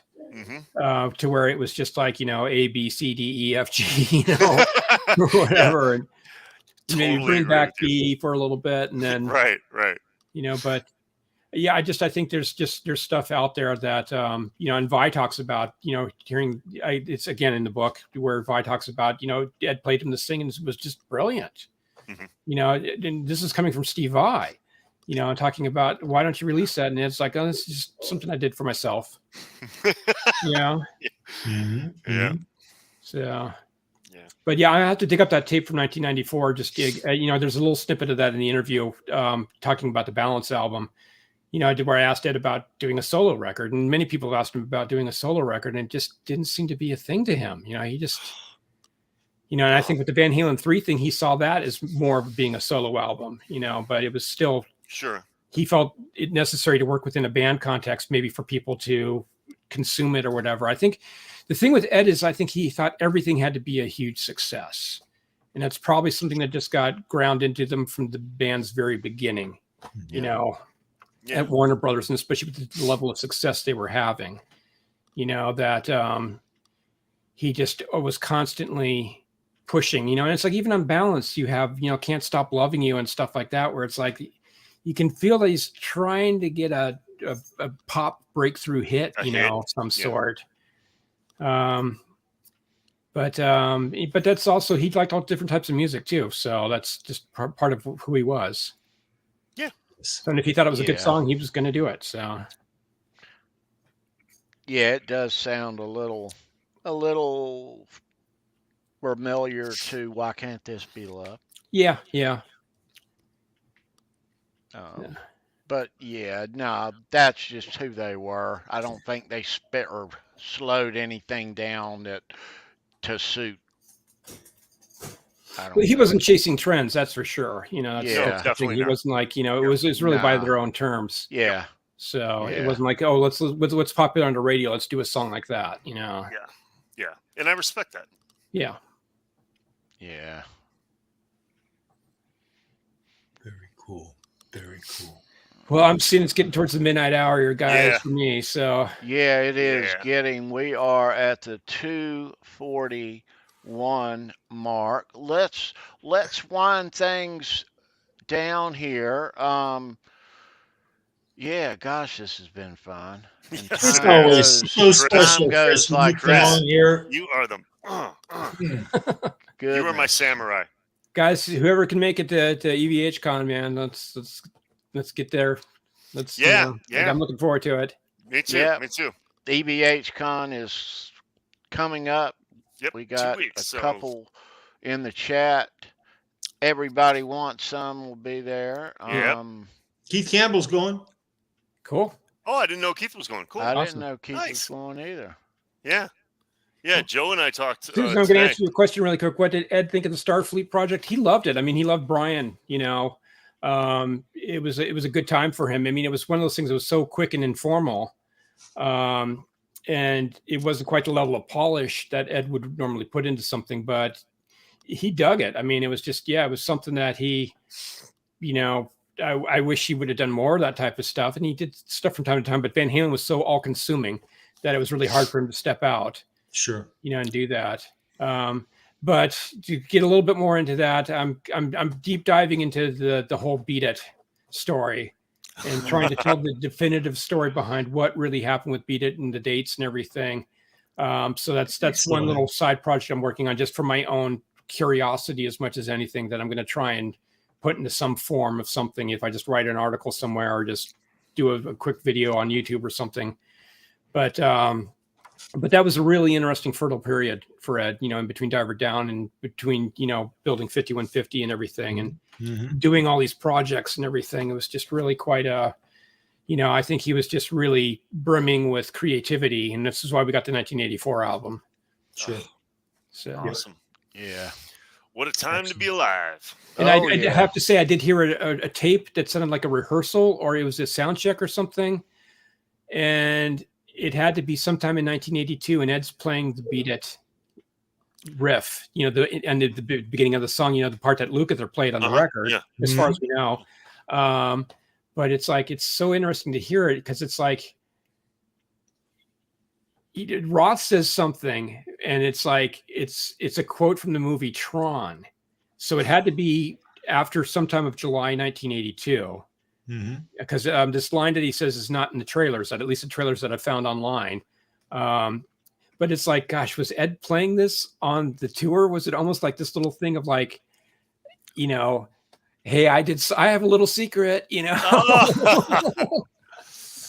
Or did he write this? Did he write that part? Who knows? Oh man. I mean, it's such a weird thing to hear him playing that in this out of context thing. And like, you know, because the other guys in the band wouldn't have known. You know, because that record came out not until November of 82. And of course, the Beat It single came out a few months later in early 83. But here in 82, he's probably like playing this lick, you know? Oh, That's awesome. And you can only imagine when Roth hears it. He talks in his book about hearing it for the first time. At the parking lot of the 7-Eleven over on Santa Monica Boulevard. With some cholo chicks out there. Bumping it in a pickup truck or something like that, in a mini truck like they had. But it's like, I wonder if Ross said, like, I think I've heard that before. That sounds really familiar. That's right. I remember. Sounds familiar. Yeah. But that's it, these things that are out there floating around is just like, oh man. Again, it's so sad Ed's gone, and Ed probably wouldn't even remember. Nobody knows the date of this thing. That's the problem. Is if we had an exact date for it, it'd be so crazy to know. But hey, Kurt. That's awesome. That is Come on, awesome. Kurt. Good to see you, bro. Chris, I love when you come on here. Keith is asking, was Dave in the Amazon when Ed did the solo to Beat It? No, that was after. Beat It was already out, because that was after Dave went to the Amazon when they finished up their South America leg of of that tour. And so that was in early '83. And Dave came back from the Amazon. That's when he heard that's when he heard it, the Beat It coming from the truck, or from the chicks there at the 7-Eleven. So actually, no, I think Ed probably recorded the solo to Beat It sometime in either late June or early July of '82. And I can go into a long story, but wait for my story to come out and I can tell you why those dates make sense. So, but definitely not the Amazon trip for Dave was in '83 after they finished up that leg, the Diver Down tour. Yeah. Cool. Charles? Excellent. All right. Let's see here. All right. Where are we at? Okay. We're going to wind things down. Couple of weeks, EVH Con, everybody. And we all know somebody who's going. So For sure. It'll be all over the internet. And I'm sure that we'll do something here on the channel on Sunday, November 7th. That makes me laugh every time. That is so cool. That is absolutely amazing. Right on. Way cool. Hold on. There you go. Oh, goodness. That somehow should have made it into the Amazon Prime's Lord of the Rings show. Cool. So good, Keith. Nice. Keith, awesome. Thank you. Yeah. A million laughs. I laughed Keith every is single time. and Wolfgang liked it too. Yep. Yes, he did. Yep. We'll ask him right about on. it when we get Wolfgang on the show. Yes. Yeah. Right on. Okay, so everybody, thanks for watching. This has been fun. Chris, thanks so much again for being here, Yep. sir. Well, thanks, Tony. Always Charles, a pleasure. Chris, you are amazing. Thank you, Chris. We thank love you. you, man. Yep. Anytime, buddy. Come back You do anytime. well, brother. Cool. Take care of yourself. Absolutely. We have we a bunch we of. need to see Halloween pictures too, Chris, by the way. Oh Yes. yeah, definitely, Okay. definitely. Hang out a moment backstage, Chris, and we will talk more. Everybody, thanks for watching. We'll see Thank you, you everybody. next week, next Wednesday, right here on the channel. Let's give them a little heads up. Not that one. Nice. Hey, now that's us. Nice. Yeah, that's Right awesome. on. Sandra looks But- so hot. This Saturday, show me your pick. We're going to be talking about Hall & Oates. All notes, man. Saturday night. Yeah. Excellent. We wear Actually, different that's very shades on that apropos night. because I'm just going to say the song Man-Eater, by definition, makes it onto my Halloween playlist. So, Right very on. interesting. There you Nice. go. Nice, guys. Yeah, that's Saturday night here on the channel with these guys. And yeah, and That is girl. priceless. Priceless. Yeah. Yeah, thanks to Um, Father Ed. Yeah, there's a bunch of links down below. Neil Daly's links, Brendan B. Squared's links. Please frequent these links. Yeah. And congratulations again, Dan in New Jersey. Yeah. You rock, Trivia brother. winner for tonight. Right on. All right. So we're gonna cruise on. Thanks for watching. Leave a thumbs up on the video. Subscribe here if you're not already. Thank you for that. And we'll be back next week talking more Van Halen. Absolutely. Any last words there, Charles Green? Hey guys, just don't forget, this is Halenville. It doesn't matter if you go north, south, east, or west. Around here, every single road leads you straight to Van Halen. Have a great week. Be well. I love the stinker mug, Holly. You rock. Be well, you guys, and rock on.